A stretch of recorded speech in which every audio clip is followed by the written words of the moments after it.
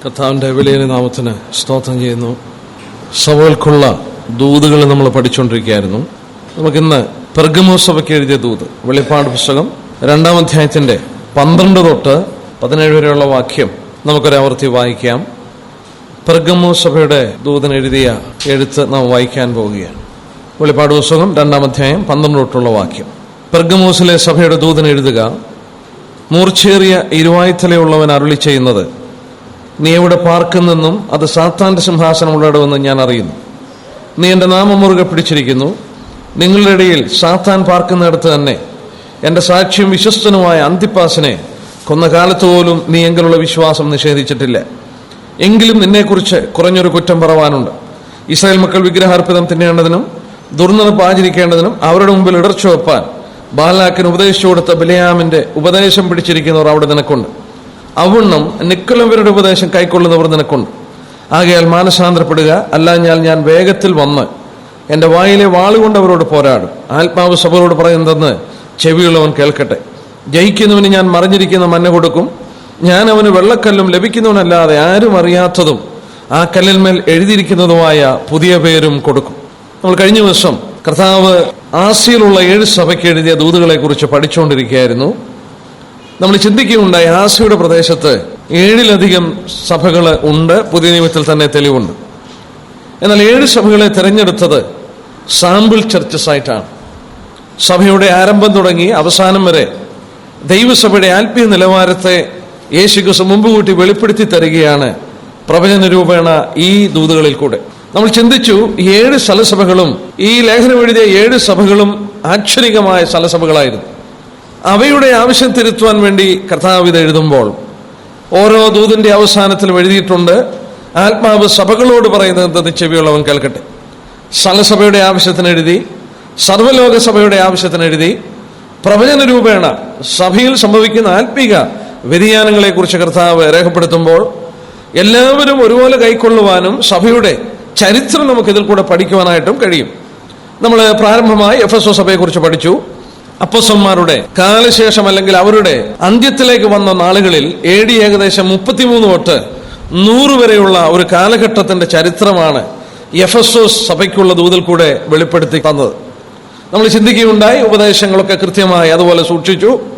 എല്ലാ കാര്യങ്ങളും, പ്രയത്നം, പ്രവർത്തനം, സഹിഷ്ണുത എല്ലാം ഉണ്ടായിരുന്ന ഒരു സ്ഥലസഭ അല്ലെങ്കിൽ ആ കാലഘട്ടം. എന്നാൽ അവര് ആദിമ സ്നേഹത്തിൽ നിന്ന് അല്ലെങ്കിൽ ആദ്യ സ്നേഹത്തിൽ നിന്ന് അവരല്പം തണുത്തുപോയി. നമ്മൾ ചിന്തിച്ചു അതിന്റെ കാരണം, എല്ലാ കാര്യങ്ങളും പിതാക്കന്മാർ ചെയ്ത് കണ്ട പോലെ ചെയ്ത് കാര്യങ്ങളെല്ലാം ഒരു ആചാരമായി റൂട്ടീനായി മാറിയപ്പോൾ അവരുടെ എല്ലാ ക്രിയകളും, ആരാധനയും, ശുശ്രൂഷയും, പ്രവർത്തനവും, പ്രയത്നവും, സഹിഷ്ണുതയും എല്ലാം ഒരു ആചാരമായി മാറിയപ്പോൾ അവരുടെ ഹൃദയത്തിന്റെ ആത്മാർത്ഥത കുറയുകയായിരുന്നു. കർത്താവ് അത് മനസ്സിലാക്കി. അവർ ഈ ചെയ്യുന്ന പ്രവൃത്തികളൊക്കെ സ്നേഹത്തിൽ നിന്നല്ല ഉത്ഭവിച്ചിരിക്കുന്നത്, അതൊക്കെ ഒരു ആചാരമായി അവർ നടത്തുകയാണെന്ന് കർത്താവിന് മനസ്സിലായി. നിന്റെ ആദ്യ സ്നേഹം വിട്ടുകളഞ്ഞു എന്ന് പറഞ്ഞുകൊണ്ട് അത് തിരുത്തുവാൻ അവരോട് ആവശ്യപ്പെടുകയാണ്. എന്നാൽ ആ കാലഘട്ടത്തോടുള്ള ബന്ധത്തിൽ അത് കഴിയുമ്പോൾ നമ്മൾ ചിന്തിച്ചു, സഭയ്ക്ക് കടന്നു വന്ന പീഡയാണ്. 200 വർഷം നീണ്ടു നിന്ന ഒരു കാലഘട്ടം സഭാചരിത്രത്തിൽ മനസ്സിലാക്കുവാൻ കഴിയുന്നു. റോമൻ ചക്രവർത്തിമാര് സഭയെ ഒരുപാട് ഉപദ്രവിച്ചു. 10 ചക്രവർത്തിമാർ മാറി മാറി സഭയെ കൊന്നൊടുക്കുവാനായിട്ട് ശ്രമിച്ചു. നീറോ മുതൽ ഡൈക്ലീഷ്യൻ വരെയുള്ള 10 റോമൻ ചക്രവർത്തിമാർ ക്രിസ്തീയ സഭയെ AD 100 തൊട്ട് 312 വരെ ഉപദ്രവിച്ചു. അവരുടെ സ്വത്തുകൾ കണ്ടുകെട്ടി, അവർക്ക് തൊഴിൽ ലഭിക്കാതായി, വളരെ പീഡ അവർ അനുഭവിച്ചു. അങ്ങനെ കഷ്ടങ്ങൾ അനുഭവിക്കുന്ന സഭയോട് കർത്താവ് പറഞ്ഞു, ഞാൻ നിന്റെ ദാരിദ്ര്യവും കഷ്ടതയൊക്കെ അറിയുന്നു, നീയെങ്കിലും ധനവാനാണ്. കർത്താവിന് വേണ്ടി അവർ ഈ സമ്പത്തുകളുടെ അപഹാരം സന്തോഷത്തോടെ അവർ സഹിച്ചു. അവർ കഷ്ടതകൾ കർത്താവിന്റെ നാമത്തിൽ അനുഭവിച്ചു. അവര് ദൂഷണവും അതുപോലെ തന്നെ ദാരിദ്ര്യവും കഷ്ടതയൊക്കെ അനുഭവിച്ചപ്പോൾ സ്മുർന്നാ സഭയെക്കുറിച്ച് ശ്രദ്ധിച്ചാൽ ഒരു കുറ്റവും കർത്താവ് പറയാത്തൊരു സഭ. കാരണം അവർ മരിച്ചുകൊണ്ടിരിക്കുകയാണ് കർത്താവിന് വേണ്ടി. ദീർഘമായ 200 വർഷം ചരിത്രം പഠിച്ചാൽ അറിയാം, റോമൻ ചക്രവർത്തിമാരുടെ പീഡയിൽ സഭ കൊല്ലപ്പെട്ടുകൊണ്ടിരുന്നു. എന്നാൽ അതിന്റെ ശേഷം പെർഗമോസ് സഭയുടെ ദൂത് വരികയാണ്. പെർഗമോസ് സഭയുടെ ദൂതില് കർത്താവ് അവിടെ അരുളി ചെയ്യുമ്പോൾ പ്രത്യേക ചരിത്രപരമായി നമ്മൾ പഠിച്ചാൽ നമുക്ക് ആ സഭ ലോകത്തിൽ സെറ്റിൽ ചെയ്ത ഒരു കാലഘട്ടം നമ്മളവിടെ വായിക്കുന്നു.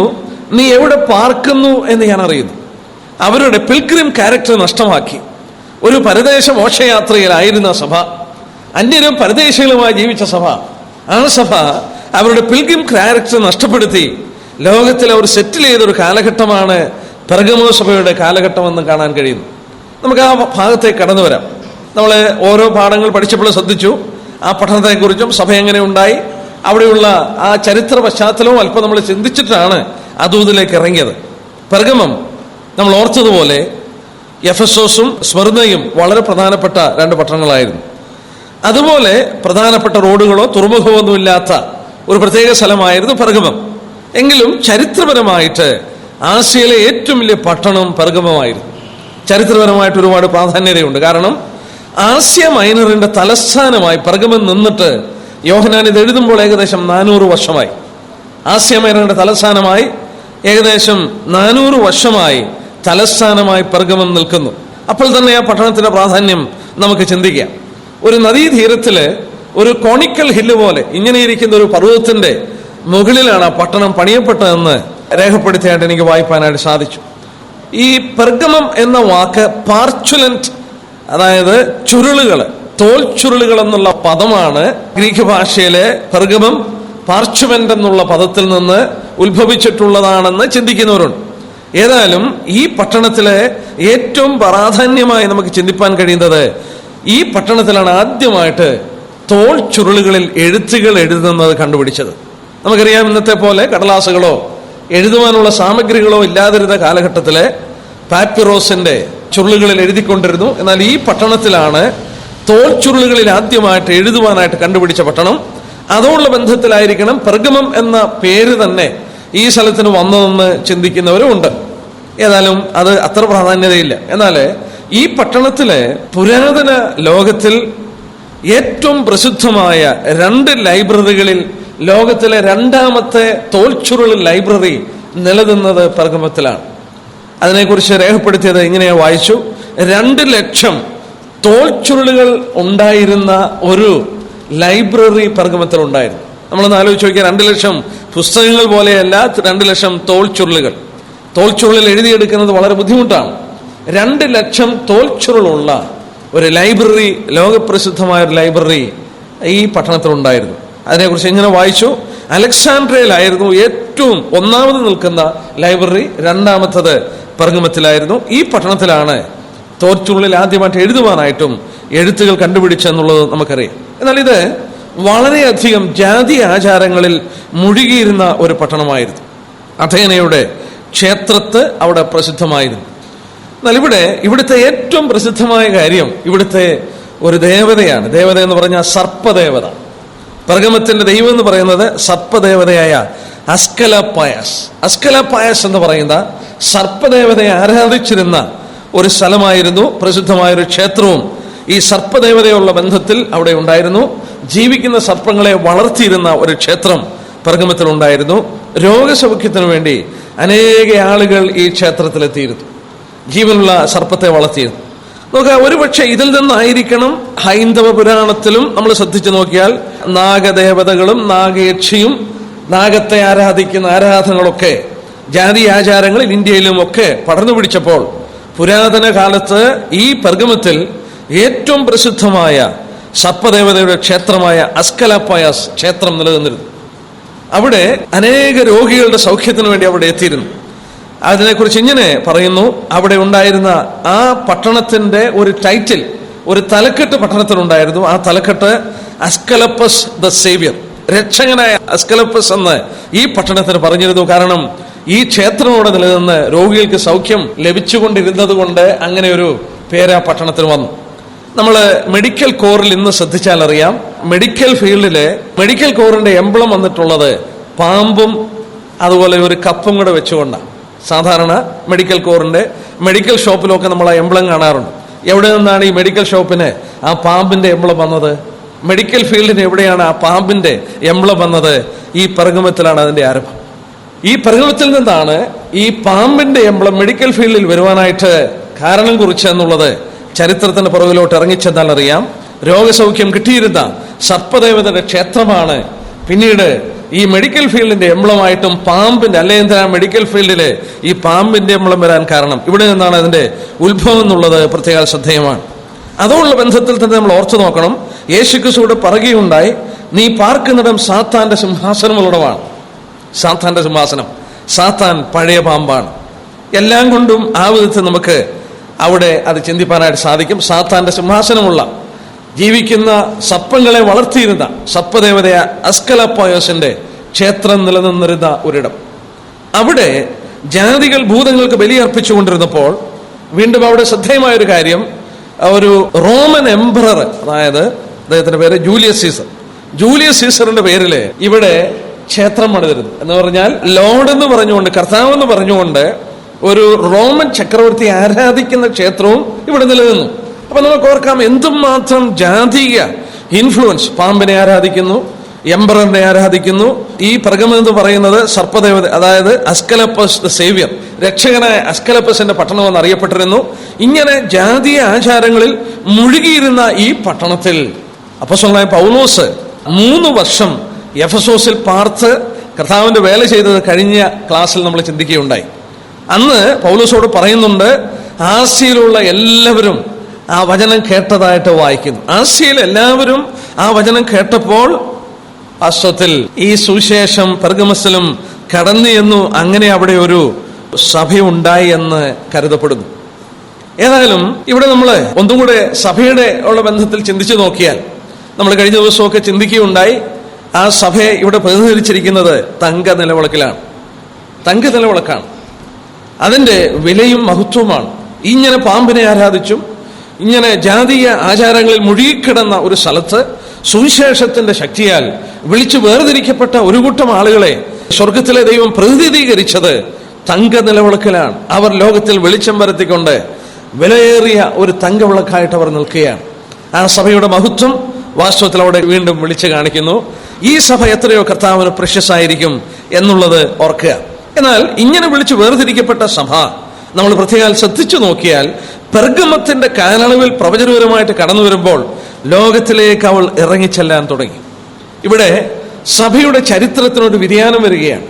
എന്ന് പറഞ്ഞാൽ, നമ്മൾ നേരത്തെ ചിന്തിച്ചു സ്മിർന കാലയളവ്, അതായത് ഈ പെർഗമൻ കാലയളവിന് അല്പം മുമ്പ് ഏകദേശം 200 വർഷം ക്രിസ്ത്യ സഭയെ കൊന്നൊടുക്കുവാനായിട്ട് ലോകവും സാത്താനും ശ്രമിച്ചു നോക്കി. റോമൻ ചക്രവർത്തിനെ ശ്രമിച്ചു നോക്കി. സഭയെ കൊന്നൊടുക്കുവാൻ കഴിയുന്നില്ലേ? സഭയെ കൊന്നൊടുക്കുവാൻ കഴിയാതെ വന്നപ്പോൾ അവരുടെ തന്ത്രം മാറ്റി സഭയോട് അനുകൂലമായി മാറി. എങ്ങനെയെങ്കിലും സഭയെ നശിപ്പിക്കണമെന്നേ ഉള്ളൂ. ആ മഹത്വപൂർണമായ നിലവിളക്കിന്റെ ആ വെളിച്ചം നഷ്ടപ്പെടുത്തുവാനായിട്ട് അവരെ കൊന്നൊടുക്കുവാൻ നോക്കിയിട്ട് 200 വർഷം അവരെ കൊന്നൊടുക്കുവാൻ ശ്രമിച്ചിട്ടും ആ സഭയെ കൊന്നൊടുക്കുവാൻ കഴിഞ്ഞില്ല. അത് കൊന്നൊടുക്കുവാൻ കഴിയാതെ വന്നപ്പോൾ അടുത്തതായിട്ട് സാത്താൻ ചെയ്ത കാര്യം സഭയെ ലോകമയത്വമുള്ളതാക്കി തീർത്തു. സഭ ലോകത്തിൽ വാസ്തവത്തിൽ സെറ്റിൽ ചെയ്യുവാനായിട്ട്, അത് പാർക്കുവാനായിട്ട് സഭ ആരംഭിക്കുകയാണ്. എന്താണ് ഇവിടെ സംഭവിച്ചത്? ചരിത്രം വളരെ വ്യക്തമായി നമ്മെ പഠിപ്പിക്കുന്നു. കർത്താവായ യേശുക്രിസ്തുവിനെ കൊന്നത് റോമൻ സാമ്രാജ്യമാണ്. 200 വർഷം തന്റെ ശിഷ്യന്മാരെ കൊന്നൊടുക്കിയത് റോമൻ സാമ്രാജ്യമാണ്.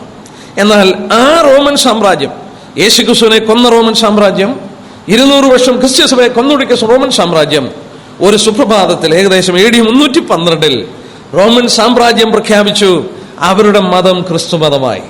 എങ്ങനെ സംഭവിച്ചു? അത് സംഭവിച്ച നമ്മൾ ഇറങ്ങിച്ചെന്നാൽ, കോൺസ്റ്റന്റൈൻ കുസ്തന്തീനോസ് എന്ന് പറയുന്ന ഒരു ചക്രവർത്തി, റോമൻ ചക്രവർത്തി, ഫ്രാൻസിൽ നിന്ന് ഇറ്റലിയിലേക്ക് യുദ്ധത്തിനായിട്ട് കടന്നുപോയാണ്. മാക്സെൻഡസ് എന്ന് പറയുന്ന ഭരണകർത്താവിനെതിരായിട്ട് ഫ്രാൻസിൽ നിന്ന് ഇറ്റലിയിലേക്ക് മാർച്ച് ചെയ്യുന്ന സന്ദർഭത്തിൽ കോൺസ്റ്റന്റൈന്റെ സൈന്യം വാസ്തവത്തിൽ തന്നോട് യുദ്ധത്തിന് വന്നിരിക്കുന്ന ഈ മാക്സെൻഡത്തിന്റെ സൈന്യത്തിന്റെ 4/1 ഉള്ളൂ. എന്നാൽ ആ കാലയളവില് യുദ്ധത്തിന് പോകുമ്പോൾ അവര് ദേവതമാരോടും ദേവന്മാരോടും പ്രാർത്ഥിക്കാറുണ്ട്. ജാതീയ ആചാരങ്ങൾ എല്ലാം നടത്തി, മാക്സെൻഡസ് നടത്തി, ഇങ്ങനെ പ്രാർത്ഥന നടത്തിക്കൊണ്ടിരിക്കുമ്പോൾ ചരിത്രം പറയുന്നത് കുസ്തന്തീനോസ് ചക്രവർത്തി തനിക്കൊരു സ്വപ്നം കാണുവാനിടയായി. ഒരു ദർശനം പോലെ ഉണ്ടായി. തൻ്റെ മാതാവ് സ്വർഗത്തിലെ ദൈവത്തോട് പ്രാർത്ഥിക്കും, ക്രിസ്ത്യാനികളുടെ ദൈവത്തോട് പ്രാർത്ഥിക്കുന്നത് താൻ ദർശനത്തിൽ കണ്ടു. താന് അത് കണ്ടത് മാത്രമല്ല, താൻ കണ്ടു ഒരു സ്വർണ്ണ കുരിശ് പ്രത്യക്ഷപ്പെട്ടിട്ട് അതിൽ എഴുതി കാണിച്ചു, കോൺകർ ബൈ ദിസ്, ഇതുകൊണ്ട് പിടിച്ചടക്കുക എന്ന് പറഞ്ഞു. ഈ കോൺസ്റ്റന്റൈൻ കുസ്തന്തീനോസ് ചക്രവർത്തി സ്വർണ്ണ കുരിശും ഈ കുരിശുള്ള ബാനറുകളൊക്കെ ഉണ്ടാക്കി. ക്രിസ്ത്യാനികളുടെ അടയാളമാണ് ഈ കുരിശെന്ന് തനിക്ക് അറിയാമായിരുന്നു. ഈ കുരിശുണ്ടാക്കിക്കൊണ്ട് ഫ്രാൻസിൽ നിന്ന് ഇറ്റലിയിലേക്ക് മാക്സെൻഡത്തിനെതിരായിട്ട് യുദ്ധത്തിന് പോയി. തന്റെ സൈന്യം, നമ്മൾ ഓർക്കണം, താൻ യുദ്ധം ചെയ്യുന്ന ജനത്തിന്റെ 4/1 മാത്രമേ ഉള്ളൂ തന്റെ സൈന്യം. പക്ഷെങ്കിൽ കുസ്തന്തീനോസ് ചക്രവർത്തി യുദ്ധത്തിൽ ജയിച്ചപ്പോൾ അദ്ദേഹത്തിന് മനസ്സിലായി, ഇത് സ്വർഗത്തിലെ ദൈവം തന്നെ സഹായിച്ചതുകൊണ്ട്, തന്റെ ദൈവത്തിന്റെ ശക്തി കൊണ്ട് ഇത് നേടിയെന്നുള്ളൊരു ധാരണ വന്നിട്ട് താൻ ക്രിസ്ത്യാനിയായി.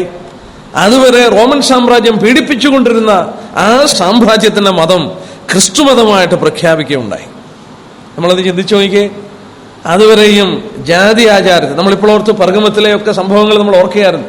ജാതി ആചാരങ്ങളിൽ മുഴുകിയിരുന്ന ആ സാമ്രാജ്യം ഒരു ദിവസം കൊണ്ട് ചക്രവർത്തി ക്രിസ്ത്യാനിയായി ആ സാമ്രാജ്യത്തിന്റെ മതം ക്രിസ്തുമതമായിട്ട് പ്രഖ്യാപിച്ചപ്പോൾ സർവ്വലോകത്തിന്റെ ഒരു സാമ്രാജ്യമാണ് റോമൻ സാമ്രാജ്യം. അന്ന് ഈ ക്രിസ്ത്യ സഭയ്ക്ക് ഒരു പേര് കൊടുത്തു, സർവ്വലോക സഭ. ആ സഭ നമ്മൾ സാധാരണ കേൾക്കുന്ന ഒരു പദമാണ് കാത്തലിക് ചർച്ച്. കാത്തലിക് എന്ന വാക്കിന്റെ അർത്ഥം യൂണിവേഴ്സൽ, സർവ്വലോകം എന്നാണ്. അവിടെയാണ് അതിന് ആരംഭം കുറിച്ചത്. യൂണിവേഴ്സൽ ചർച്ച്, സർവ്വലോക സഭ. റോമൻ സാമ്രാജ്യം സർവ്വലോകത്തിന്റെ സഭയായി മാറിയെന്ന് കുസ്തന്തീനോസ് പ്രഖ്യാപിച്ചപ്പോൾ അന്ന് തൊട്ട് ക്രിസ്തീയ ഡോക്യുമെന്റ്സിൽ, എഴുത്തുകളിൽ മുഴുവൻ സഭയോടുള്ള ബന്ധത്തിൽ കാത്തലിക് എന്നൊരു പദം ഉപയോഗിക്കാൻ തുടങ്ങി. കാത്തലിക് എന്ന വാക്കിന്റെ അർത്ഥം യൂണിവേഴ്സൽ, സർവ്വലോക സഭ എന്നുള്ളൊരു പേരാണ്.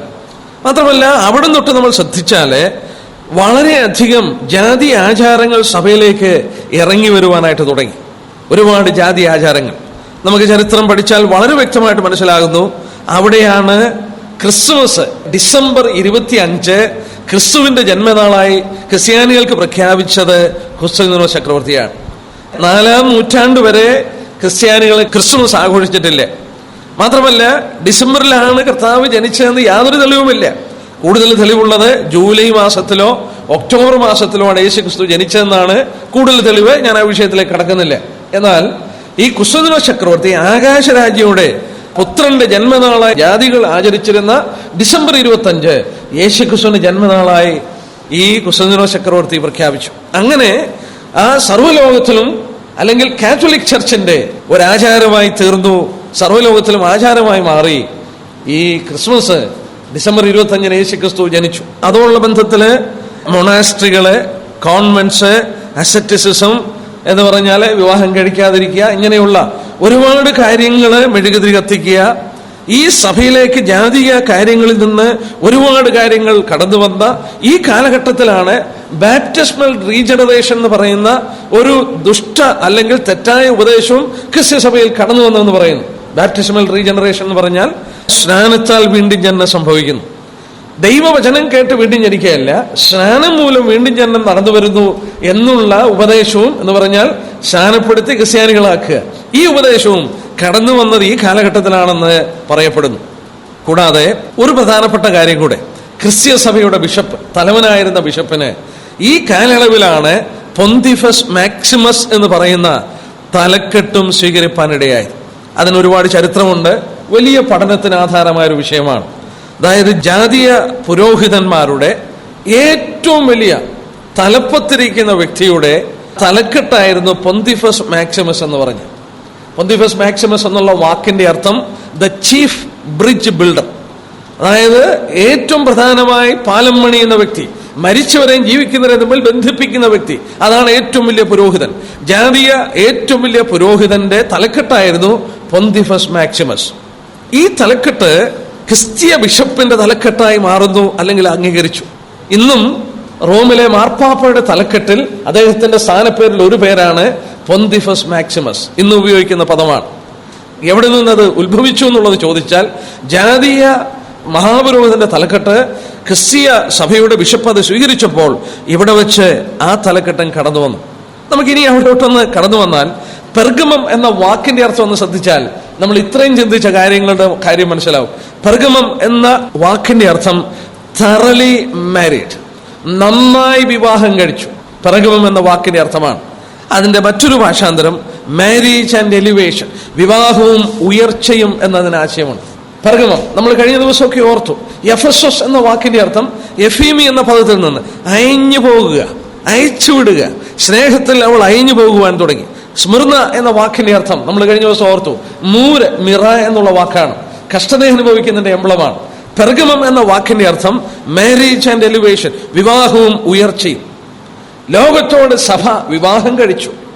നോക്കുക, സ്മിർന കാലയളവില് ക്രിസ്ത്യാനികളുടെ സ്വത്തുക്കളും മറ്റും കണ്ടുകെട്ടിയെങ്കിൽ ഈ പെർഗമം കാലയളവില് അവരുടെ സ്വത്തുക്കൾ തിരിച്ചു കൊടുത്തു. അവർക്ക് വലിയ സ്ഥാനങ്ങൾ കിട്ടി. ഒരിക്കൽ അവർ ദരിദ്രരായിരുന്നെങ്കിൽ രാജാവിന്റെ മതത്തിന്റെ ആളുകളായി അവർ ഉയർന്നപ്പോൾ അവർക്ക് പള്ളികളും പട്ടക്കാരും, അവർക്ക് വലിയ സ്ഥാനങ്ങളും മാനങ്ങളും, അവർക്ക് സ്വത്തുക്കളും ഒക്കെ കിട്ടി. അവർക്ക് വലിയ സ്ഥാനവും ഉയർച്ചയും കിട്ടിയപ്പോൾ കർത്താവ് സഭയോട് ദൂത് പറയുമ്പോൾ പെർഗമം എന്ന പദം പ്രത്യേകം എടുത്ത് അവിടെ ഉപയോഗിച്ചിരിക്കുമ്പോൾ നമ്മൾ മനസ്സിലാക്കണം, ആ വാക്കിന്റെ അർത്ഥം thoroughly married, marriage and elevation, വിവാഹത്തോടുള്ള ബന്ധത്തിൽ അവർക്ക് ലഭിച്ച ഉയർച്ചയാണ്. പരിശുദ്ധാത്മാവ് എത്ര ആശയസമ്പുഷ്ടമായിട്ടാണ് അതോടെ പറഞ്ഞിരിക്കുന്നത് നോക്കുക. ആ സഭയോട് കർത്താവ് തന്നെ എങ്ങനെ പരിചയപ്പെടുത്തുന്നുവെന്നും ആ സഭയോടുള്ള ബന്ധത്തിൽ എന്ത് പറഞ്ഞിരിക്കുന്നു നോക്കിയേ. പെർഗമോസിലെ സഭയുടെ ദൂതൻ എഴുതുക, മൂർച്ചയേറിയ ഇരുവായ്ത്തലയുള്ളവൻ അരുളി ചെയ്യുന്നത്, നീ എവിടെ പാർക്കുന്നെന്നും. വളരെ ശ്രദ്ധേയമായൊരു പദം, നീ എവിടെ പാർക്കുന്നു. I know where you stay, I know where you dwelleth. ഈ വാക്ക് ഗ്രീക്ക് ഭാഷ പണ്ഡിതന്മാർ പറയുന്നു a permanent residence or a place, അതായത് സ്ഥിരമായ ഒരു താമസ സ്ഥലം. എന്താ അതിന്റെ കാരണം? ഈ ആസ്യ മൈനറിലെ സഭയ്ക്ക് പത്രോസ് രേഖപ്പെടുത്തിയ വാക്ക് നമുക്ക് നോക്കാം. 1 പത്രോസ് 1 അധ്യായത്തിന്റെ 1 വാക്യം, 1 പത്രോസ് 1:1 വാക്യം. യേശുക്രിസ്തുവിന്റെ അപ്പോസ്തലനും പത്രോസ് പന്തോസിലും ഗലാത്യയിലും കപ്പദോക്യയിലും ആസിയയിലും ബിഥുനയിലും ചിതറിപ്പാർക്കുന്ന പരദേശികളും 2:11 പ്രവാസികളും പരദേശികളും, ആസിയയിൽ പാർക്കുന്ന പ്രവാസികളും പരദേശികളും. പ്രിയമുള്ളവരെ, പ്രവാസികളും പരദേശികളുമായ നിങ്ങളുടെ ആത്മാവിനോട് പോരാടുന്ന ഈ ആസിയയിലെ വിശുദ്ധന്മാരെ പത്രോസ് വിളിച്ചത് നമ്മളിവിടെ വായിച്ചതുപോലെ പ്രവാസികളും പരദേശികളും, പിൽഗ്രിംസ് ആൻഡ് സ്ട്രേഞ്ചേഴ്സ്. ലോകത്തിൽ നിന്ന് വിളിച്ചു വേർതിരിക്കപ്പെട്ട കൂട്ടർ, അവർ അന്യരും പരദേശികളുമായി ജീവിച്ചിരുന്ന ഒരു കൂട്ടരായിരുന്നു ആസിയയിലെ വിശ്വാസികൾ. എന്നാൽ ഇവിടെ പെർഗമത്തിന്റെ കാലം വന്നപ്പോൾ അവർ പാർക്കുവാൻ തുടങ്ങി, പെർമനന്റ് റെസിഡൻസ്. ലോകത്തോട് അവർ ഇണങ്ങിച്ചേർന്നു. യേശുക്രിസ്തുവോട് പറയുകയാണ്, നീ എവിടെ പാർക്കുന്നു എന്ന് എനിക്കറിയാം എന്ന് പറഞ്ഞാൽ സഭ ലോകത്തിൽ സെറ്റിൽ ചെയ്യുവാൻ തുടങ്ങി. എന്നാൽ അവിടെ കർത്താവ് അവരോട് പറയുന്ന വാക്ക് ശ്രദ്ധിക്കുക, നീ പാർക്കുന്നിടം സാത്താന്റെ സിംഹാസനങ്ങളോടമാണ്.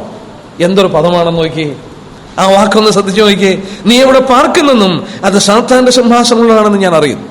ഈ ലോകത്തിൽ സെറ്റിൽ ചെയ്യുവാൻ നീ തുടങ്ങി. നീ പാർക്കുന്ന ഇടം സാത്താന്റെ സിംഹാസനമുള്ളതാണ്. നീ നിന്റെ പിൽഗ്രിം ക്യാരക്ടർ നഷ്ടമാക്കി.